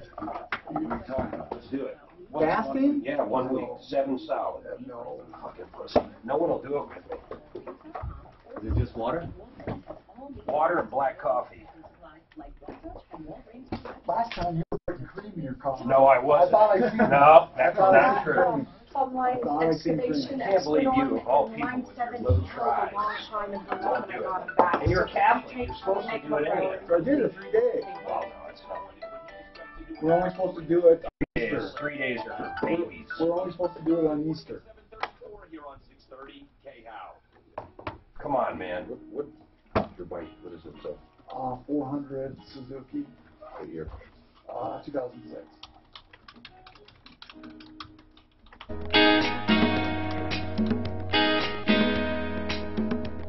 Hi, Tom Martino here. Welcome, 303-713-TALK, 303-713-8255. Brian, what's going on, Brian? You have a question about pipe bursting, I think it's called. Something like that. What's going on? Well, of course, my kids bought a house, which means now I have 2 houses to repair, my own and theirs. Yeah. You know how that works. Well, Gosh.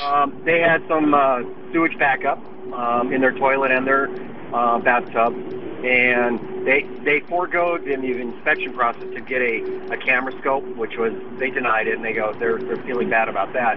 Well, anyway, they had a plumber come out. I think it was from Applewood Plumbing. Yeah. And they went ahead and they snanked it out. They actually got it opened up. They went ahead and did a camera like a day later or so, and it does turn out that they got all kinds of roots growing through their main line.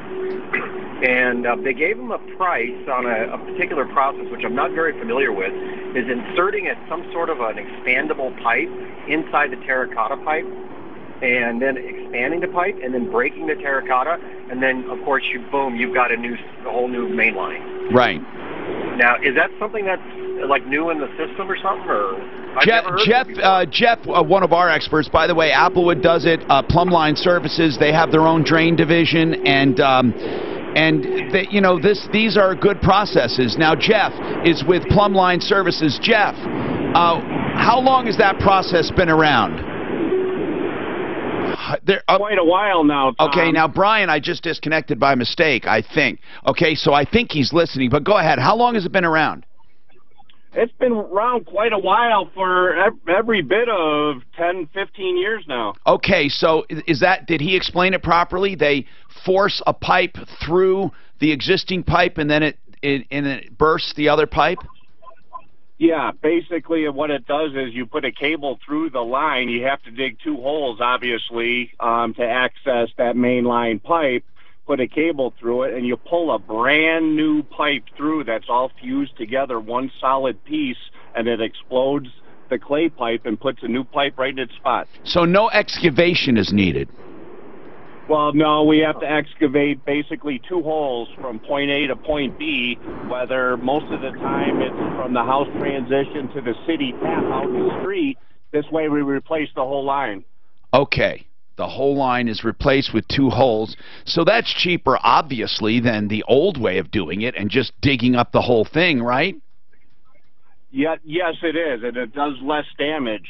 Okay. If you have a lot of money in landscaping, we don't have to dig up. We just need the one hole up by the house, whether it's 8 feet deep or whatever, and then the hole at the city tap, and we just explode the old pipe and put the new pipe in its spot, pull a new one through. All right, hold on a sec. Brian, does that answer your question? It does. How do they explode the pipe without damaging? It actually, doesn't that pipe break as you pull it through, Jeff? It does. I mean, with such force, it's got like 30,000 pounds of force that it's pulling this big steel head through. That steel head is bigger than the pipe, so that's what basically breaks up the clay tile and creates room for this brand new piece of pipe to go in its spot. Okay, so they're not literally inflating the pipe, Brian. Brian, they're not inflating it. They're simply pulling a slightly bigger head through, and as it comes through, it cracks open the old clay and pulverizes it. Now, what about the existing roots that are actually coming from the neighbor's property? Will that go all the way too? And do you cut those roots out first, Jeff, or does that bursting take care of the roots at the same time? The bursting will take care of the roots. I mean, if there's a lot of roots that we can't get the cable in first, we'd want to try to get as many out as we can just so we can get that cable through. If we can get the cable through the line, we can pull a new pipe through. Okay. And Brian, the reason I keep putting you on hold is because of the noise. You're in a very noisy environment. Yeah, so I'm driving down on I-70. All right, so just so you heard that, as long as they can get the cable through, they can pull the rest through, and the roots are not an issue. Now, would that be about a $10,000 quote, roughly? How long is it? I think it's about 30 feet. About 30 feet? About what? I don't know. Does that sound in the ballpark, Jeff, or you're not sure? It could be a little less, could be a little more, based on the depth of the two holes. Here's what you do. Here's what you do, Brian. Get just get some bids. Get Plumline, get Applewood. They're both good companies, and go with the best. Today is the day you break the stranglehold of addiction. You and your family can't use another pressure. Walmart, off to the races, baby. And they have some, what's their dividend? 2.3. The reason they're the only ones that compete against Amazon. Oh, they are. So they got that footprint, man. I agree. Like I say, I was going to do Walmart. I'm just waiting for this freaking oil. You've been saying that since I knew you. I'm waiting for their earnings here. There's going to be a whole new fossil fluid by the time that oil comes around. No more excuses, no more denials. Get the help you need. Some health insurance covers the cost. Call today for a free I'm texting to see if he can. I don't know if he brought what he brought with him. He could. They live in Mexico and went. Oh, really? He has a shop here, but I don't know if he's going to. I don't know what he brought with him. I know he has the lift here. Are you fasting for health purposes, Mark? Yeah. For health, for his fasting. He's getting these kicks. It kills him. He tries to see how many brain cells he can kill. No, he gets some of these little kicks that they were doing. He hasn't fasted, I think, as long as one was 4 days before. And he read stuff on it. It is good for you. Oh, yeah. It's good for you. In fact, if I had a bad disease, like cancer or whatever, I mean, there's people who've had cancer that fasted for 30 days. Yeah, detox your body. Absolutely. Give your body a chance to process everything. I get it. So he does intermittent fasting. I try to do it a little better, but he only eats like once a day. Sure. Between the hours of like 2 and 10, and then. So you've looked at this. Oh, yeah. It's amazing. It dropped my body fat 6 percentage points. Incredible. Yeah. I didn't do it for weight, and he didn't do it for weight either. Yeah. But no, do you fast? Yeah, I used to fast every Saturday just for that purpose, like let your digestive system and everything else catch up. And you know what? Just the intermittent fasting. If people would do that and cut out the sugars, that's all they got to do is cut out sugars. It's amazing. It's amazing what you can do. But no, I think it makes you healthy. I think it's there's one thing. It saves money if you're looking. I mean, Yeah. but I mean, Wait, and you know, it's amazing how your body learns. You just grow up thinking that you got to eat 3 squares a day if you're gonna be healthy. Absolutely. Science says Absolutely. otherwise. And there's doctors out there who will say you should eat 6 small meals a day. No, that's not. That's what Ted's doctor told him. 6 small meals a day. Me too. And I says, it just keeps your insulin. You're different. He's a liberal. You're different. Well, there it is. You hit the nail on the What's head that? there. He's not different. No. He's got all this. He's got to do it for his pain pills. I'm His sorry. meds You're there. right. Yeah. That's the only thing I'm saying. That is, he's got it. No, but type 1 diabetic's different. There's nothing they can do. What do you mean? I mean, if you're born without the ability to create insulin, What? Then what? you have to fucking do something. Are you saying you could manage type 1 and type 2? Mark, Purely I through didn't say diet? manage anything. I'm saying that diet is still going to benefit them. Okay. There's no reason why they should not do that diet. Yeah. And it's restricted calorie, no carbs. On type 1 is even more beneficial than anyone else. It's definitely, he absolutely could cure himself of type 2 in 3 months. No, that's my caffeine. Did you hear me? You could cure yourself of type 2 in 3 months. Guaranteed. Yeah, it's safe. Guaranteed. Diet and exercise. There is not one type 2 diabetic that Dr. Rosedale has taken that has not been cured. Not one. I totally believe that. Not one. I don't think I can stand that diet. No, you know what? There are people that rather just take fucking insulin and do what they want. Oh, man, there's people that smoke through their trachea. Right. There's a lady that came up when they canceled the plane saying, and she budged ahead of me, saying, I'm going to die if I don't get back to Denver tomorrow. He says, you're going to get sued, not by me, because I'm going to be dead. She said that to the guy. Budged ahead of me, because she didn't have enough insulin. You don't think they have insulin in Fargo, North Dakota, one of the biggest Stanford area and stuff? That's what she told us. I'm sure they have it right at the airport, an emergency somewhere. You're probably right. I'm sure they do. 2 meals a day Well, that's now what she are said. strictly protein for me. I'm not on any insulin. But I'm on that Percy. No, but I know with all the painkillers that you take, I know you Yeah, you've got to I have to live with it. I'm still here. That's the amazing part. I agree, man. I tell you what, you're like the Clint's Energizer. 48. He's like the Energizer bunny. He keeps going and going and going. Well, Dave's turning 70. He's got some health issues, and diet would change a lot of it. But eating is such a big part of his life. Obama's becoming Bernie. Look at that. Obama slams populist right-wing billionaires. Touts liberal push for universal income. Oh, I agree with it. People don't realize. And what's really thing is the more you fast, the easier it is. Jesus Christ, the worst thing that could ever happen. Universal income. Food tastes so much Just for better being alive. when you eat. Have you noticed that? Oh, And food is if like- it wasn't for the fucking billionaires, you couldn't even tout it. Strictly, my midnight meal and my breakfast meal, the 2 that are 12 hours apart, are strictly protein. Like sausage patties and eggs in the morning and stuff like that. protein and fat. And I don't have. And I'm sure this is On 630 K-How. Help me if you can, I'm feeling down. And I do appreciate you being right. Hi, I'm Tom Martino, your troubleshooter. This hour brought to you by Fix It 24/7.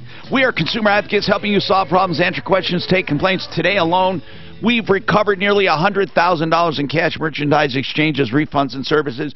Over the years, hundreds of millions of dollars. If you listen, you'll learn. If you go to referralist.com, you'll go a long way of not getting ripped off and protecting yourself. Referralist.com. And Fix It 24/7. What a great company. We have companies like that on the referral list. Fix It 24/7 will get an expert to your home for $39 to diagnose any problem. Plumbing, heating, cooling, electric, or drains. They will diagnose it for $39 no matter how long it takes. And if you have the work done, you get credited more than the $39. You get credited $77.77. How's that?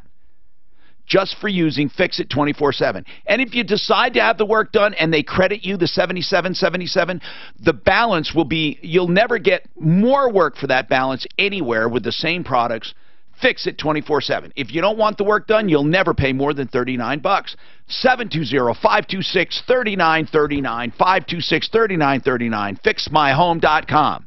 Okay, let's go to the phones and find out what's on your mind. Now, Robert says he's got a problem. Now, I don't understand this one. A problem with Air Canada over $1,350. welcome to the show. And if anyone has any roofing questions today, we do have Petrali Roofing with us, and we have the production manager with us, Michael, and we can answer any roofing questions from time to time. We have experts from the referral list to answer questions. What's going on with Air Canada, Robert? Yes, good afternoon, Tom. Yes, sir. What's happening? So thank you very much for taking my call. So basically, in June 6, I was traveling to Europe, and at Denver International Airport, I arrived, and they at once the Air Canada agent told me that the flight was overbooked and somebody has to give up the seat. And I said, you know what, I'm thinking about it. So when I get to the gate, they announced it like 3 times on the loudspeaker that they asking customers to give up their seats. And the amount what they were offering, it was extremely huge, $1,350. And I think the reason it was because they were extremely desperate. So I went to the counter, I talked to 2 of the people, and I said, okay, I'm willing to give up my seat. It means that I have to travel 1 day later to Europe. But for this amount of money, it was so, I'm a teacher, so it's such a huge amount of money. Then I said, okay, I give it up. So they said, okay, you have to wait till the flight leaves. The flight left to Europe, Toronto, and after that to Europe. And they said, you have to fill out this form. And I filled out the form. They said, okay, we're faxing it at once to the headquarters. And in 2-3 days, you're going to get a check, not a voucher, but a check because, we are so gracious that you gave up your seat. And so I went, 1 day later, I went back because, of course, I couldn't travel. I went back. Wait a minute. So, hold on. What do you mean you couldn't travel? Did you travel the next day? Yes. Okay. Yes. So I took the next day flight. Okay. Because I was traveling to Europe. Right. And I filled out this form. Now it's 7 weeks went by. And by the way, I reached out the customer department, but they don't. It's a very strange company. I would never travel again with Air Canada. So what's happening that you have to send emails to them. And I sent already. Listen, let me ask you this. Are they denying the offer, or do they remember making the offer? They absolutely, they say somebody will come back to you and talk to you, but it never happened. So I have a copy. I made, by the way, What do you have to prove this? So I have the filled out form, but I filled out when the flight left, and I gave it to the Air Canada. And what does the form say? So it says that, and I all of my information. Does it say that they are offering you this money, or does it say you're requesting it? Yes, no, they're offering this money. By the way, again, so they announced it 2-3 times on the loudspeaker. Okay, hold on. What does it actually say? It says, we hereby offer you $1,350? Yes, maximum, that is how much they can offer if somebody was bounced out from the flight. Okay. And I have that paper, and I have the 2 flight tickets. So I have the flight ticket June 6th, which I could, of course, I didn't use, and I have a June 7th, and I have 2 emails. Okay, so what's the latest word you get? Nothing. Absolutely nothing. They're saying that the email says that, thank you very much for the email. We acknowledged, and we will come back to you in 30 days. So about now it's 15 days went by. Not even one. It's a generic email, but you get it's a computer generate an email that we got your and we will come back to you. When I talk to the customer service department, so basically they're not a customer service department, they are a department who arrange dealing with flight tickets. So you would buy the flight tickets, but there is no department. Okay, you're saying they don't really have a resolution department. No. And this is the reason I'm saying I never ever dealt with any kind of this kind of airline company, because at least somebody would talk to you in person. When I talked to this 3-4 times the people, I said, I'm going to go now to some kind of TV station or something, because how are you dealing with us? And they said, no problem, please go. No problem. Well, we will. We'll see what they say, okay? Hold on. We'll take it. We'll take it. Why not? 303-713-TALK, 713-8255. Roberto, I didn't forget about you. Okay. You say that you went to a facility and you thought it was urgent care. Is that right? I actually went to a hospital. I don't know if I can mention that. Yeah, what's the name? Of the hospital. Yeah. Swedish. Okay, so you went to the emergency room. You knew you were going to the emergency room. Yes, sir. Okay, That was I'm on sorry. July 10. So I got there, and there is a kiosk. First, you get to pass by a metal detector. There is a police officer there. So you do you pass by the metal detector, and then you go to a kiosk where they ask you what your symptoms. So, That's called triage. Then what? yeah, and then they ask you to scan your ID or driver license. So I did, and then even though I was feeling very horrible, like I thought I was having a heart attack or heat stroke, and they asked me to go and sit down in the waiting room. So I went and sit down. So then I got called by somebody, and they actually called me by Robert. And they said, no, I am Roberto. Just make it clear, I'm Roberto, and I give my last name and everything, and I say, I don't want this to be sent to somebody else. This is me. Let's make it clear. And I just scanned my ID over there. I don't know why you calling me Robert, and I'm Roberto. So it's a common mistake. So what happened then? Well, those guys got a little bit upset with me because what I was telling them, and they sent me to wait in the waiting room for a room due to the symptoms I was describing to them. So I said, okay. So I was in the waiting room when this guy with a kiosk, one of those moving kiosks, got to me, and he goes, so you are here for probably a heart attack, and I want to ask you about insurance. I said, I don't have no insurance. I'm a self-pay. Right there, it was like I was committing a crime. He started getting very loud. He said, well, I'm going to need $300 from you to start with. And there is no way back. You already received treatment, and she's letting you know that it's going to be very expensive. I said, well, I guess my life is worth more, so here I am, and I pull out my wallet, and I realized that I don't have the $300. I thought he wanted cash, but then what?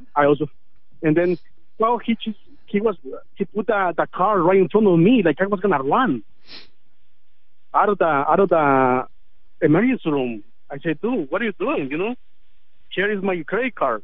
Right. He's latching from me, like, and with a really bad. Okay, so he snatched your card. Then what did he do? And then he told me that he wanted to let me know that there is no way back, and that was going to be charged for $300, blah, blah, blah. I said, dude, I'm freaking dying here. And you just take my credit card, make sure to bill it to my address. Right. And we can. So what happened then? What happened then? Well, he was taking his sweet time and being very loud to the point where everybody in the waiting room was looking at him and giving him kind of arguments like, is this really necessary, Yeah. So, just for you guys to know, they made a lot of mistakes, even though you are telling me who you are, what you are there for. Okay, but where are we going with the story? What is this? You don't like the way you were treated. Is that it? Can that sum it up? Yes. How was the medical treatment? They were very nice. The people behind the desk, they were very nice. No, but did you get evaluated medically? What was wrong with you? They said that I had some sort of stress, a lot of stress. So was it a panic attack? Yes, something like that. Anxiety? Anxiety, yes. So you weren't having a heart attack? No, thank God I wasn't, but the way you get treated before you enter to the back, it was horrible. So I called the advocate, and I decided to complain. And what did the advocate say? She said that she was going to run an investigation, and I guess they did. And they find that I was treated not the right way, so they sent me a letter. Yes. And they asking me, how can we fix this, And I have not replied, but... Can we see the letter? Can you send us a copy of it? Of course. All right, hold on a second. Hold on. Suzanne, can we continue this? I want to get a copy of the letter from the hospital he got. and I want to see where this is going. He didn't like the way he was treated. And they wrote to him. He did get an investigation. I want to see where this is going. They wanted to, well, hospitals are becoming more aggressive when it comes to money. Some people say that's good. They should. How do you feel about that? 303-713-8255. Approval Reverse is a mortgage company. ApprovalReverse.com is where you go to find out about them. Now, what is Approval Reverse? It is a mortgage company for reverse mortgages. But here's the difference. They will never force you into a reverse mortgage unless it's good for you. It's a way for seniors to live off of the equity in their home. They never have to pay it back. If you qualify for a loan with enough equity, you never have to pay it back, and they can never ask you to move. For information, call only ApprovalReverse.com because they are the ones we trust. 303-771-3528, 771-3528. If you think it'll work for you, ApprovalReverse.com. This report is brought to you by Jersey Mike Subs. There's a few items to watch out. Insurance, I think, go to Denver Health or someplace where. I thought he was really mad because they were definitely calling Robert. Probably was. Highway 90 alternate. Also, construction slowing down on eastbound I-70 between Vale and Copper. And watch out for slowing on eastbound I-70 between Silverstone and the Eisenhower Tunnel due to construction. Back in Denver Health. Hey, Daniel, Christopher. Colorado General, Denver Health. Yeah, it's called Mark Major. State subsidized. So they might cell 720-841-68. I don't know if I necessarily get it. Or any of these private places. I mean, he's going to, where did he say he's going? Swedish or? Where was it? I didn't get it. St. Anthony? I don't know. Anyway, it's a private hospital. It's not state subsidized like Denver Health or you know. You go to those and they won't have to get all about insurance. I wish they would have asked how much you ended up paying, because I thought they have to stabilize you. Yeah, they cannot if it's life-threatening, but they may have taken blood pressure. Hey, did you see that 23andMe? Yeah, but you know, I got mine for free, so. Why'd you use it for free? Remember, because when I bought mine from Amazon, it was stolen. It was a stolen Oh, product. they gave you a free one? So 23andMe reached out to me and said, look, we threw away everything, we canceled it, we want to send you a new one for free. And so I ended up with my money back and getting my test kit. You didn't know that? No. I knew it took longer. Actually, they expedited me, and I ended up with my results within a week or two. It was really nice. You ended up with a stolen 23andMe. Because what happened is the person, the vendor I bought it from, used a stolen credit card to buy a bunch from 23andMe. Oh, okay. Get it. Got it. What are they going to the bathroom together now? Are they accurate, the 23andMe's? It's cool. Well, I mean, it told me more about me than I knew. So it's on sale now for she is very unique. Very unique. Oh, it's on sale for British. $99. Yeah, that's such a part. Hey, you're married to a British girl. Oh, I thought it was more interesting. I bought it for $140. It's normally $200. We're back. $99 is all cheap. Clink, move. Hi, Tom Martino here, 303-713-TALK, 303-713-8255. FrankDuran, the best of the best of the best if you're looking to buy or sell real estate. And right now people think the market's hot. I don't need anybody that good. I just need to get it sold. But if a house stays on the market, it gets cooties because people expect it to sell fast. So before you evaluate an offer and take it off, you have to make sure it's a pretty good offer. Frank Duran is an expert at doing that, at marketing, at standing out. That's Frank Duran, therealestateman.com. And if you're looking to buy, it's so competitive, he can help you on that end as well. Frank Duran, therealestateman.com, 303-920-1622. So Roberto is sending us a letter from the hospital. He said he was treated poorly. I don't even know what he wants. Can you sum this up? And by the way, we have lines open, 303-713-TALK. Let's sum this up. What do you want, Roberto? Well, I believe that, everybody should pay what they owe. It's okay. But when it comes to a really poor treatment, and I mean, they kind of, you know, they were loud. What do you want, though? What do you want? I'm serious. What do you want from them? I got an apology from them, which is good. And I was, you know, wondering if they can, you know, like, they say that I qualify for a discount for some sort of treatment. How much was your care? How much was it? Honestly, I haven't received it, and I am concerned because that guy was putting Robert, in last name, different, and I was time after time trying to convince him to put it right. So maybe they're not going to charge you.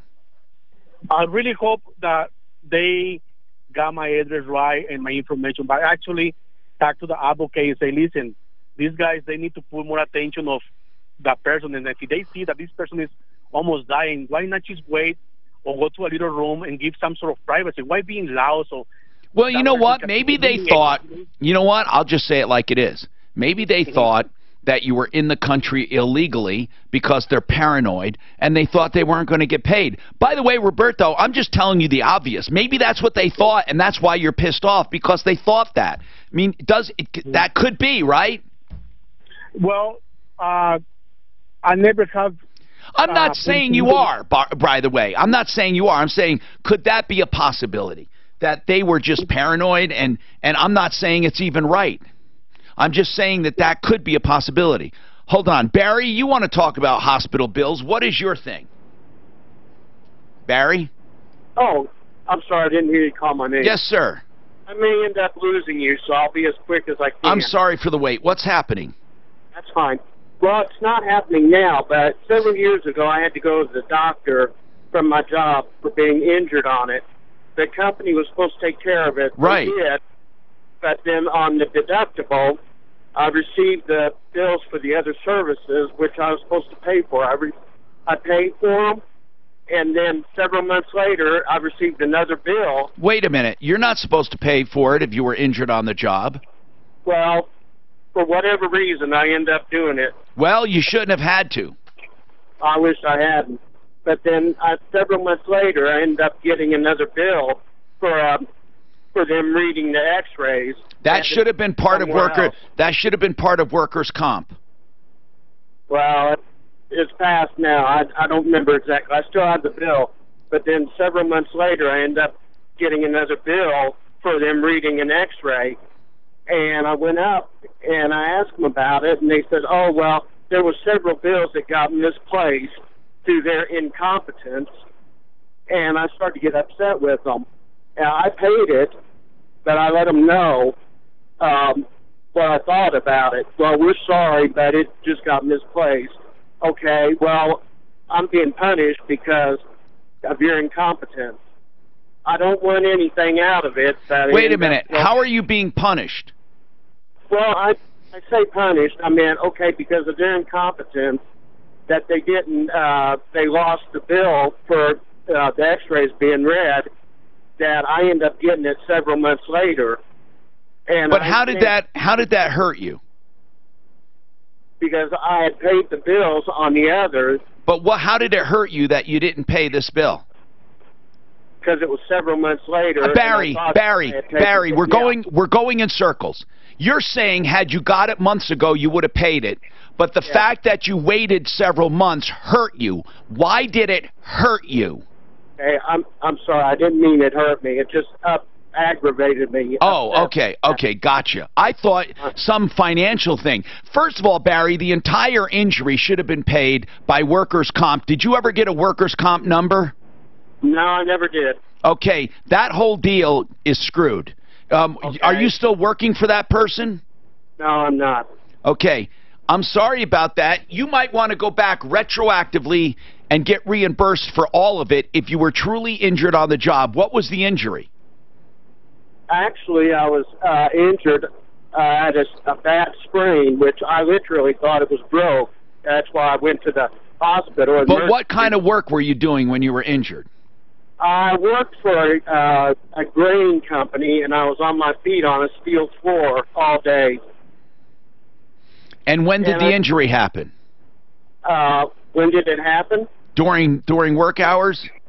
It was after hours the next day. Was it attributed to the job? Yeah, yes, it was. Well, if I were you, I would go back and revisit this. Get all your bills together and go back and see what happens. I don't even know how to retroactively do workers' comp or if they do it. But in any case, the fact that they billed you late, let's forget about the workers' comp part of it. Unfortunately, healthcare workers can take their time billing you and even bill you 6 months to a year later, and yes, you are still responsible for it. That's the problem. 303-713-TALK, 713-8255. What's going on, Cookie? Hi, Tom. Hi. How are you? What's happening? Hey, I want to talk to you about long-term care insurance. What about it?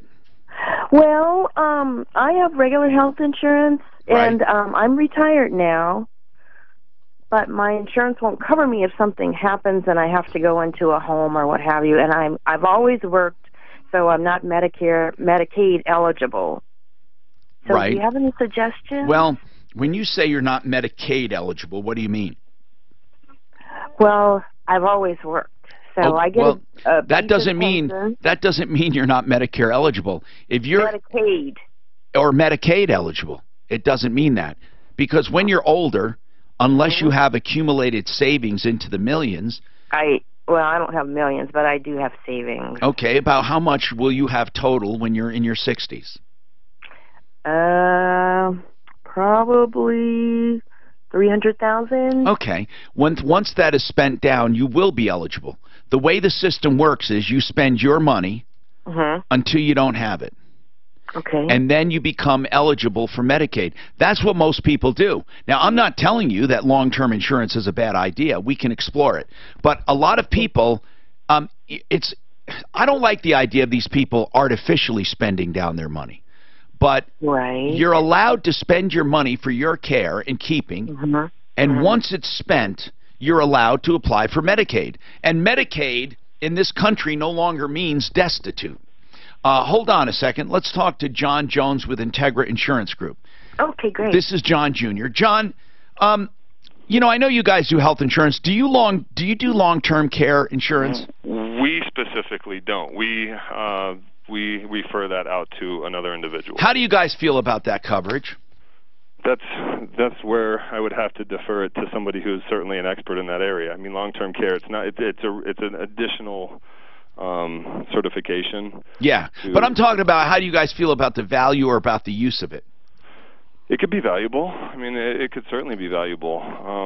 But I'm sorry, I'm not an expert in it. No, okay, So. all right. But to become Medicaid, you are an expert at becoming Medicaid eligible. If people are in their 60s and they have a lot of money in Medicare. What's I'm that? Sorry, sir. Are you talking about Medicare? Yeah, Medicaid. Yes, sir. Medicaid. Since you guys sell health insurance, you've helped other people that are Medicaid eligible, right?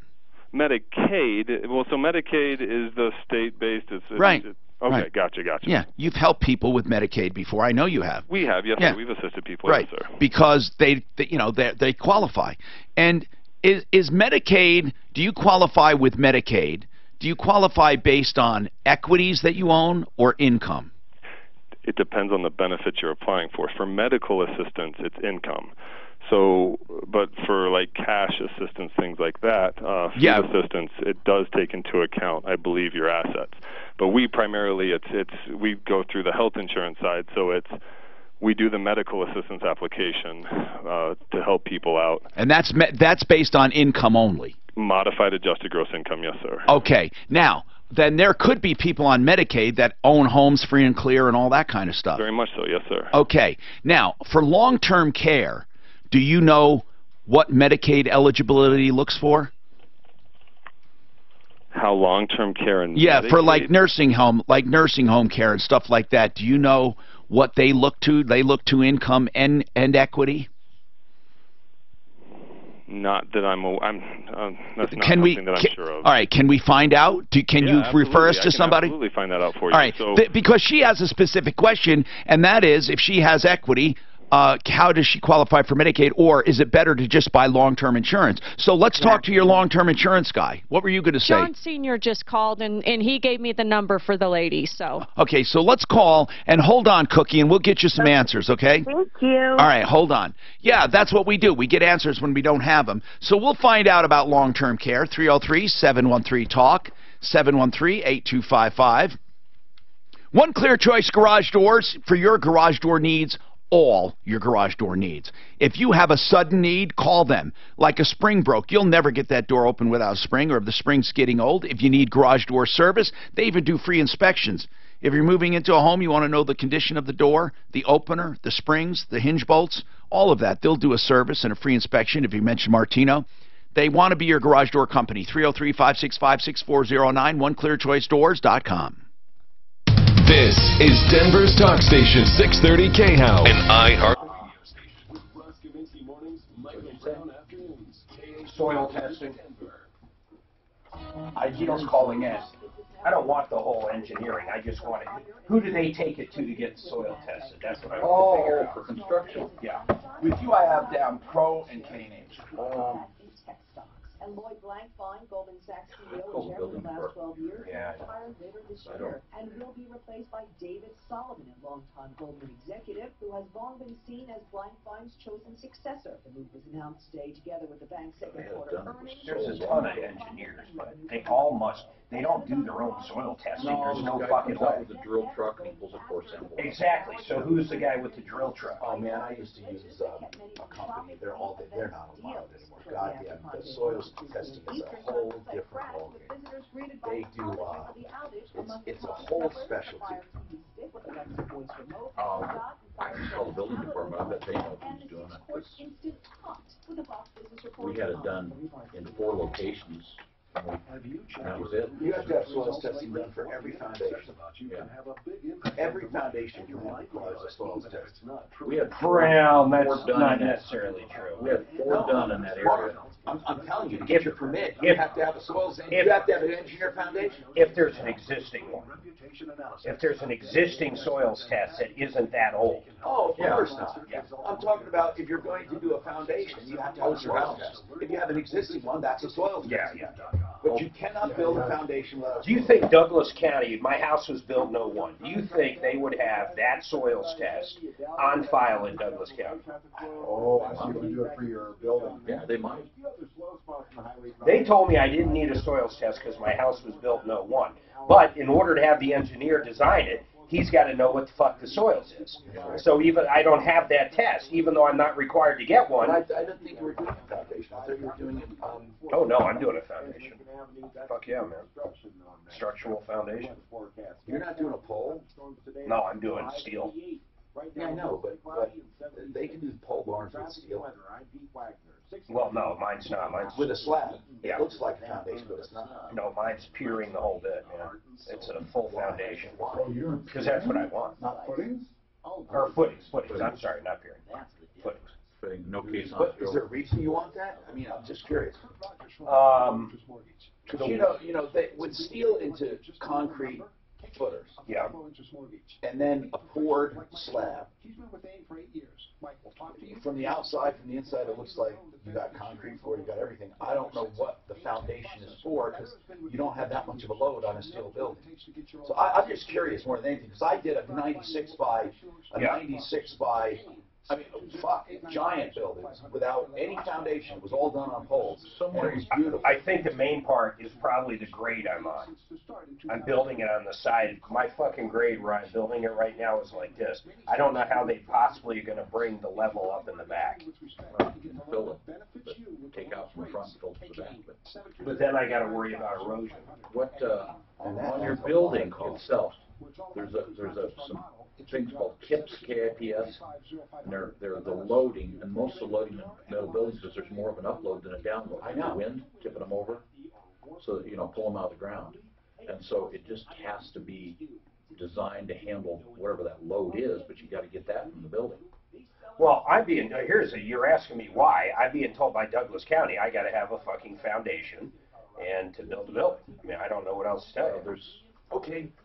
I mean, what would I be missing? I was in there? Douglas County, and I built a steel building with steel girders going up in concrete, and it was tied together, and it was all built, and then we poured a slab. What do you think the difference is? I have no idea. Were yours on little caissons or just tabs? Caissons. You know, little caissons.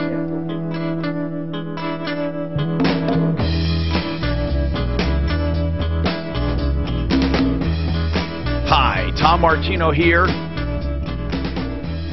Pro Auto Care is your car nanny. If you need your car taken care of, you can go anywhere you want. But if you go to Pro Auto Care, you become part of a family.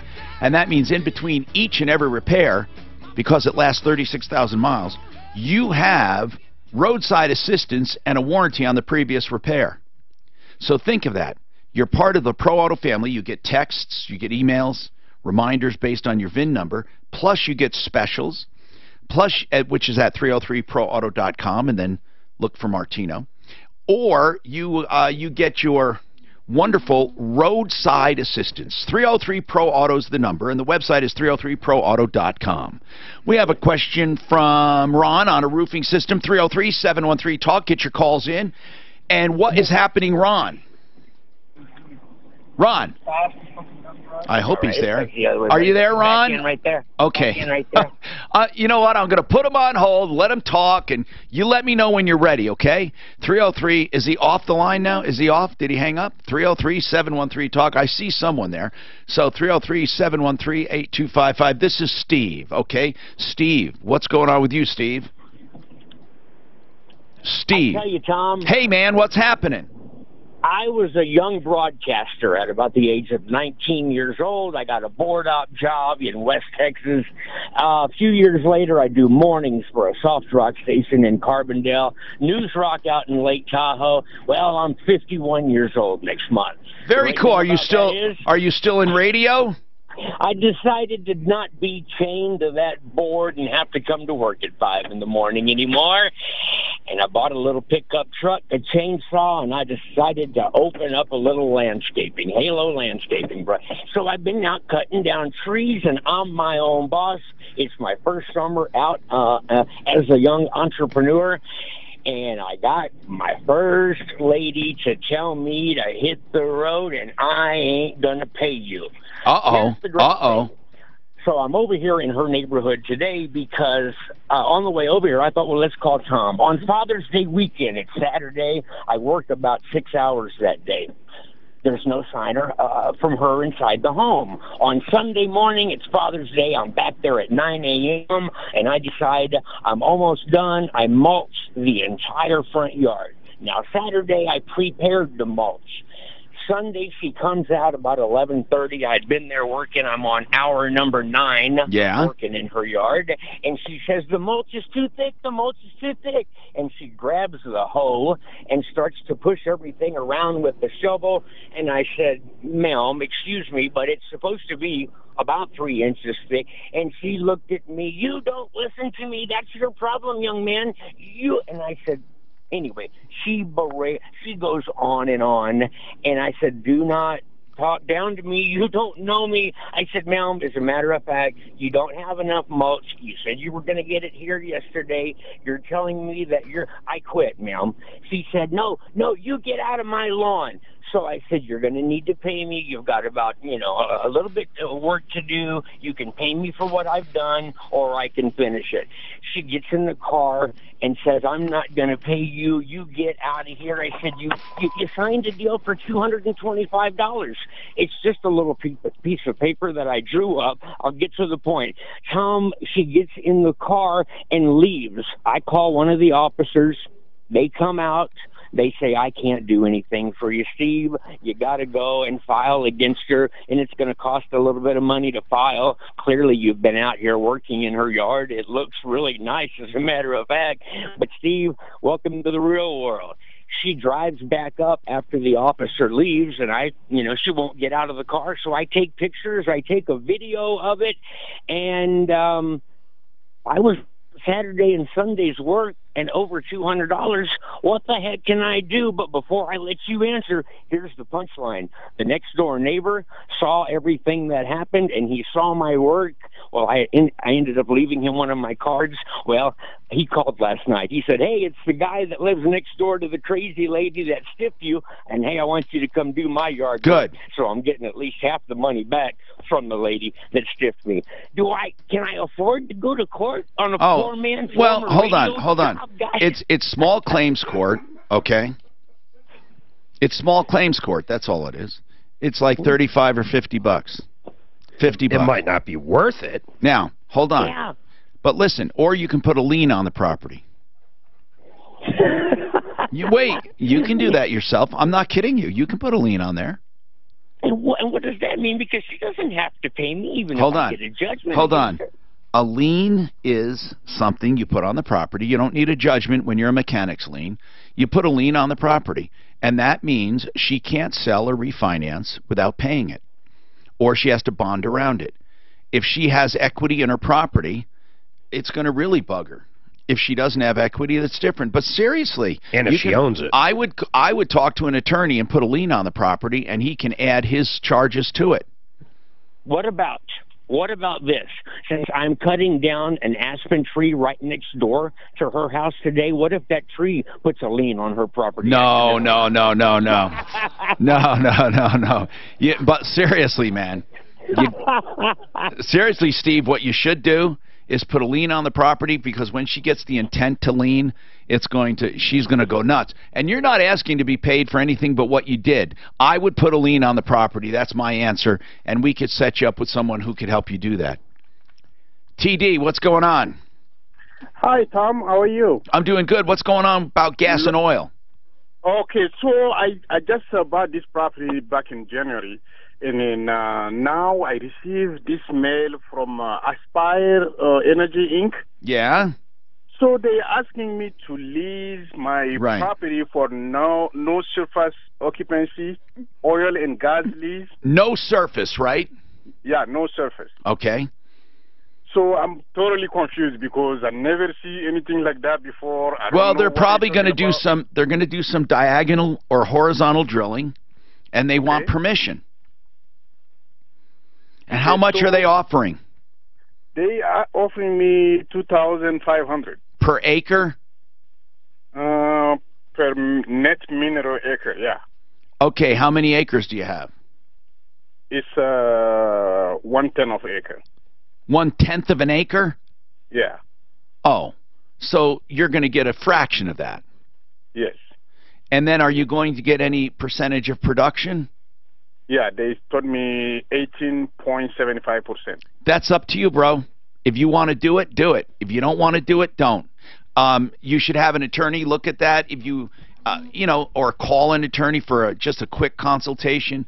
They're not that complicated, and they're mineral rights. I mean, you're not going to dig them out yourself, and as long as they don't want surface rights, I would have a tendency to let them do it. Okay. That's it.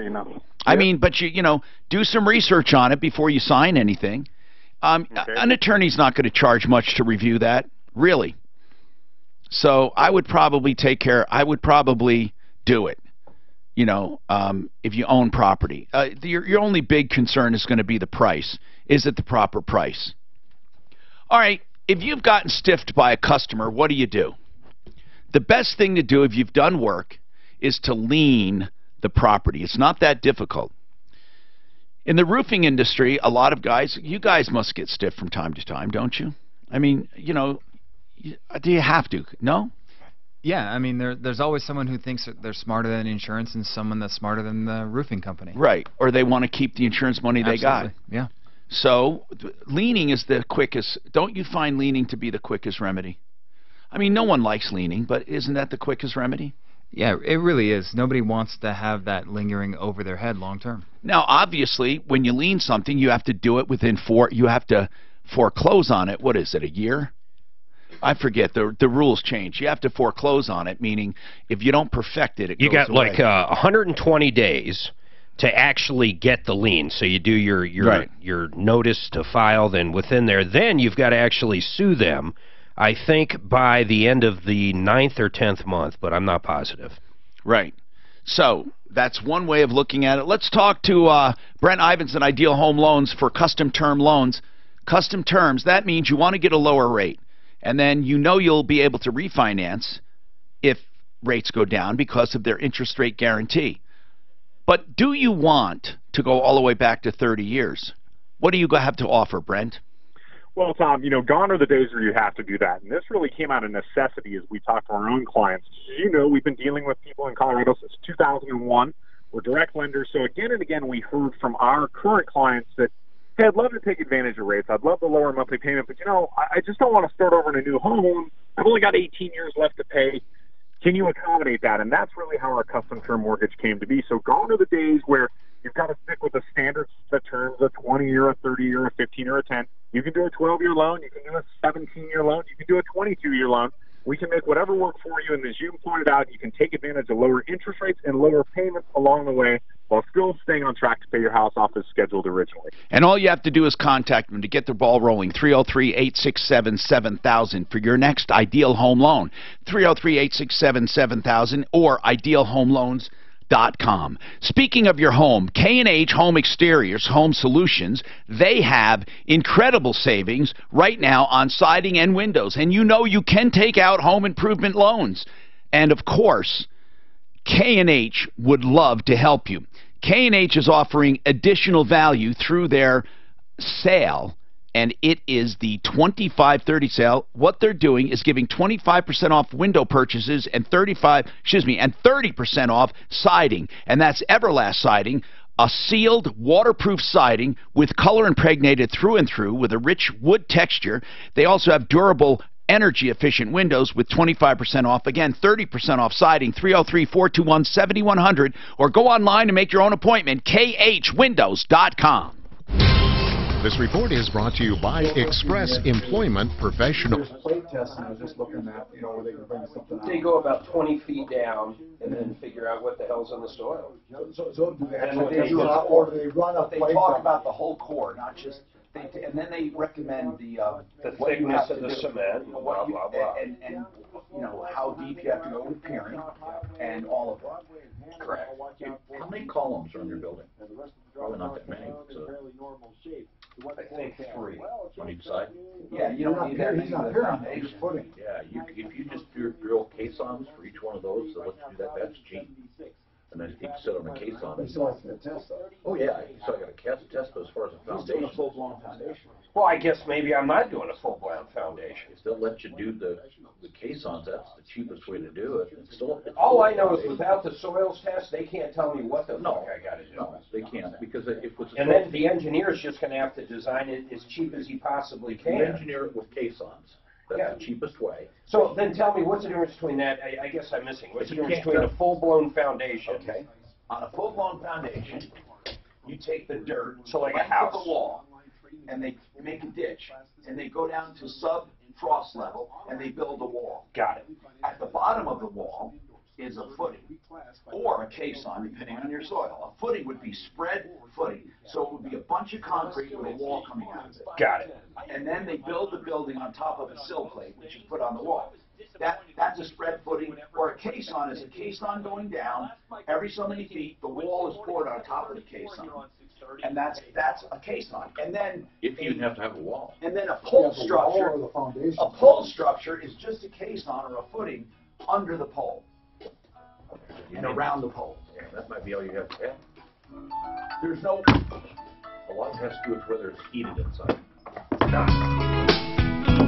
Tom Martino here, 303-713-TALK.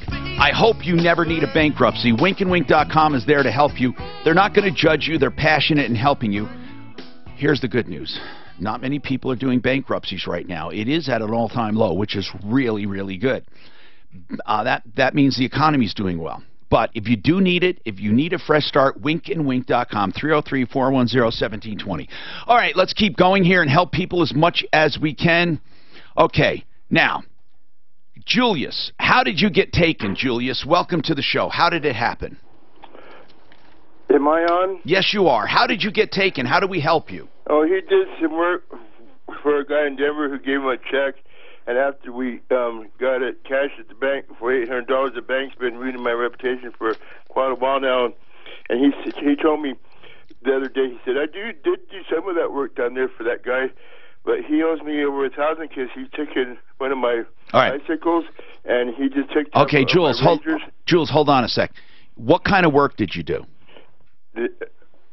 I work around here pick up the sticks and rake up leaves and organize. And then they gave you a check, and the check bounced or not? This is for the guy who took me for over $800. What did he do? Did he write you a bad check? No, he got a check from a guy in Denver, and he took me to Chase, and the guy took me to Chase Bank. He used to know my sister. I think we need to take him off the air to figure this out. Do you know what happened, Suzanne? I was a little bit confused, Tom, on what happened. Okay. That means no. All right. Hey, Jules, hold on. Somebody cheated you, though, right? Yes. And it was after you did a job, right? Yes. And did you get paid or not? No, this is a job that the other guy did for some people in Denver. And he didn't get paid?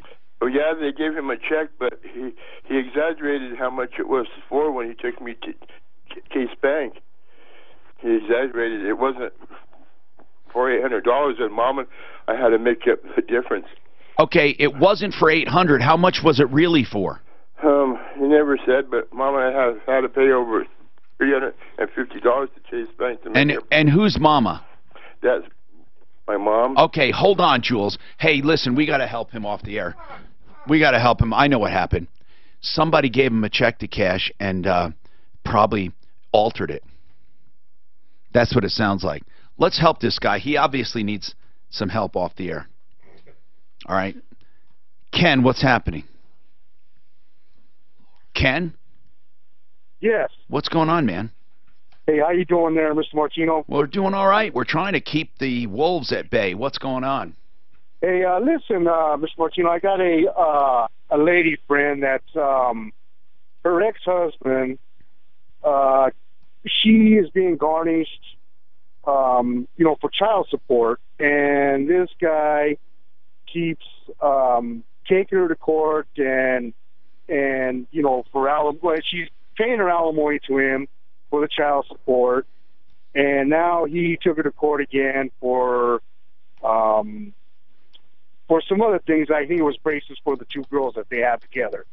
Anyway, he keeps taking her to court, and this poor gal ain't got no money to live on, So I don't know whether to give her advice as to whether for her to file bankruptcy to stop the garnishment on her check, so she got something to live by. Well, okay, why does she have the garnishment to begin with?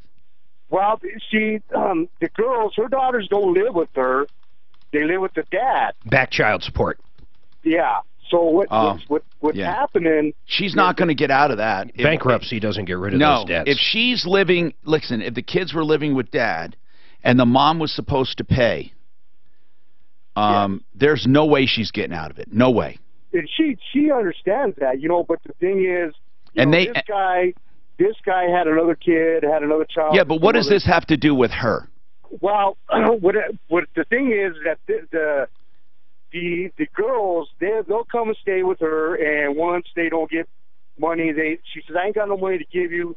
They run back to the dad. The dad keeps telling them, oh, your mom. No, I understand. And, Ken, I understand it's not fair.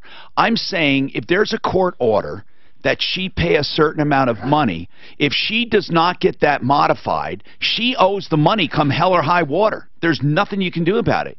You have to get it modified if she wants to get it modified. But that keeps cranking up every single month she doesn't pay it. Right. And you know what? She does pay it, but it's like, man, she is so strapped for money right now. How much is her child support every month?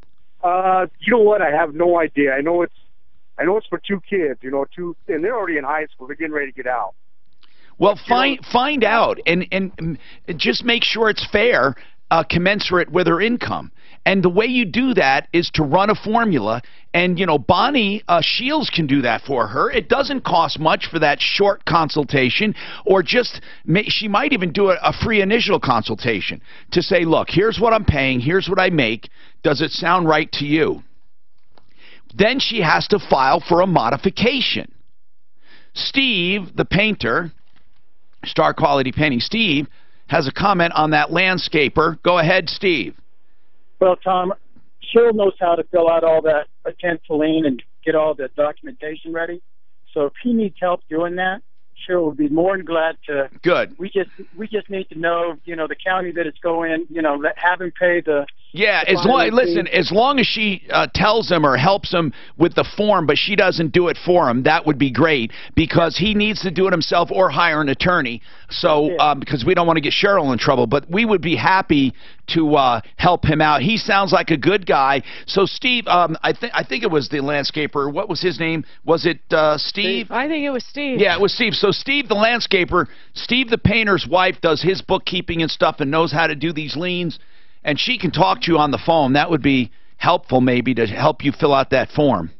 303-713-TALK. What's going on, Louie? Yes, I'm here. What's going on, Louie? Well, I just moved from Texas, from the panhandle of Texas, here to Nevada. Well, welcome to Colorado, Louie. How can we help you? Well, I was quoted originally on a loan of about $11,000 to move. $11,000 to move? To move. How much did you have, man? Well, I had a lot of furnishing. Okay. But the part about it is that the original people that I call, they quoted me this, and you know, first they called me a couple times and make sure that it was up legit, and then they subcontracted it to another mover. It happens all the time. And then what? And then the other mover, when they came over and picked up my first load, and they says, oh, we need a second truck and so forth, which we knew. And they said it's going to be way more than we originally thought. No, they didn't say that. But they said it eventually. Or are they going to do it for 11? No, they're not going to do it for 11. They didn't sign any contract at all. Did they say it's going to be more? Well, it ended up being $29,000. 29? Hold on. We got to get this guy back on. Hey, you want to talk to him off the air, Clint? Hold on. We'll talk to you off the air and get you back on. Folks, people get ripped every day. Remember, petrolliroofing.com. Hi, Dave Logan for the Willow Creek Way Network of Dental Practices. Now, these all I need to do is get information and get it back on there. And really, do away with the ones that aren't worth fixing. I know. I'm getting more people that we've worked on these, and they won't even call me back to let me know for that. Move on. I know. I'm getting. Those are getting old. Well, for a while, you wanted a bunch. He could replace. I bet you anything for $29,000. He could replace everything they moved, and it'd be a lot fucking nicer. So you're gonna go with a 6-day fast with Mark? A 7-day. What's going on? Will you do one? Yeah, I'll do one. It's no big deal. All right. You in? Oh no, 3. I'll do 3 days. Just give me a time. I got too good a drive. Have you done one before? Okay. You just have to do 3 days every month. I've got to do a slight caffeine detox first, though. Unless you do my caffeine. You can do coffee. Absolutely. Just zero calories. That's it. Don't be putting cream in that coffee, my friend. No fake fucking sugar either. No, just black. He'll do that fake sugar and call it a. I'm not sugar. I'm not saying one way. Sugar has no calories. But what it does do is it fools your body. All right. Bring $1,000 to the fucking $1,000 to the studio tomorrow, or we'll do it live on the air with a glucose monitor. You're full of shit. It will not raise my fucking blood sugar. I didn't say it raised your blood sugar. I said it fools your body. Your body doesn't know what's doing. It's full of shit. It does a little something sometimes. Bam! A little something sometimes. You're saying it doesn't do anything. It has nothing to do with what he said.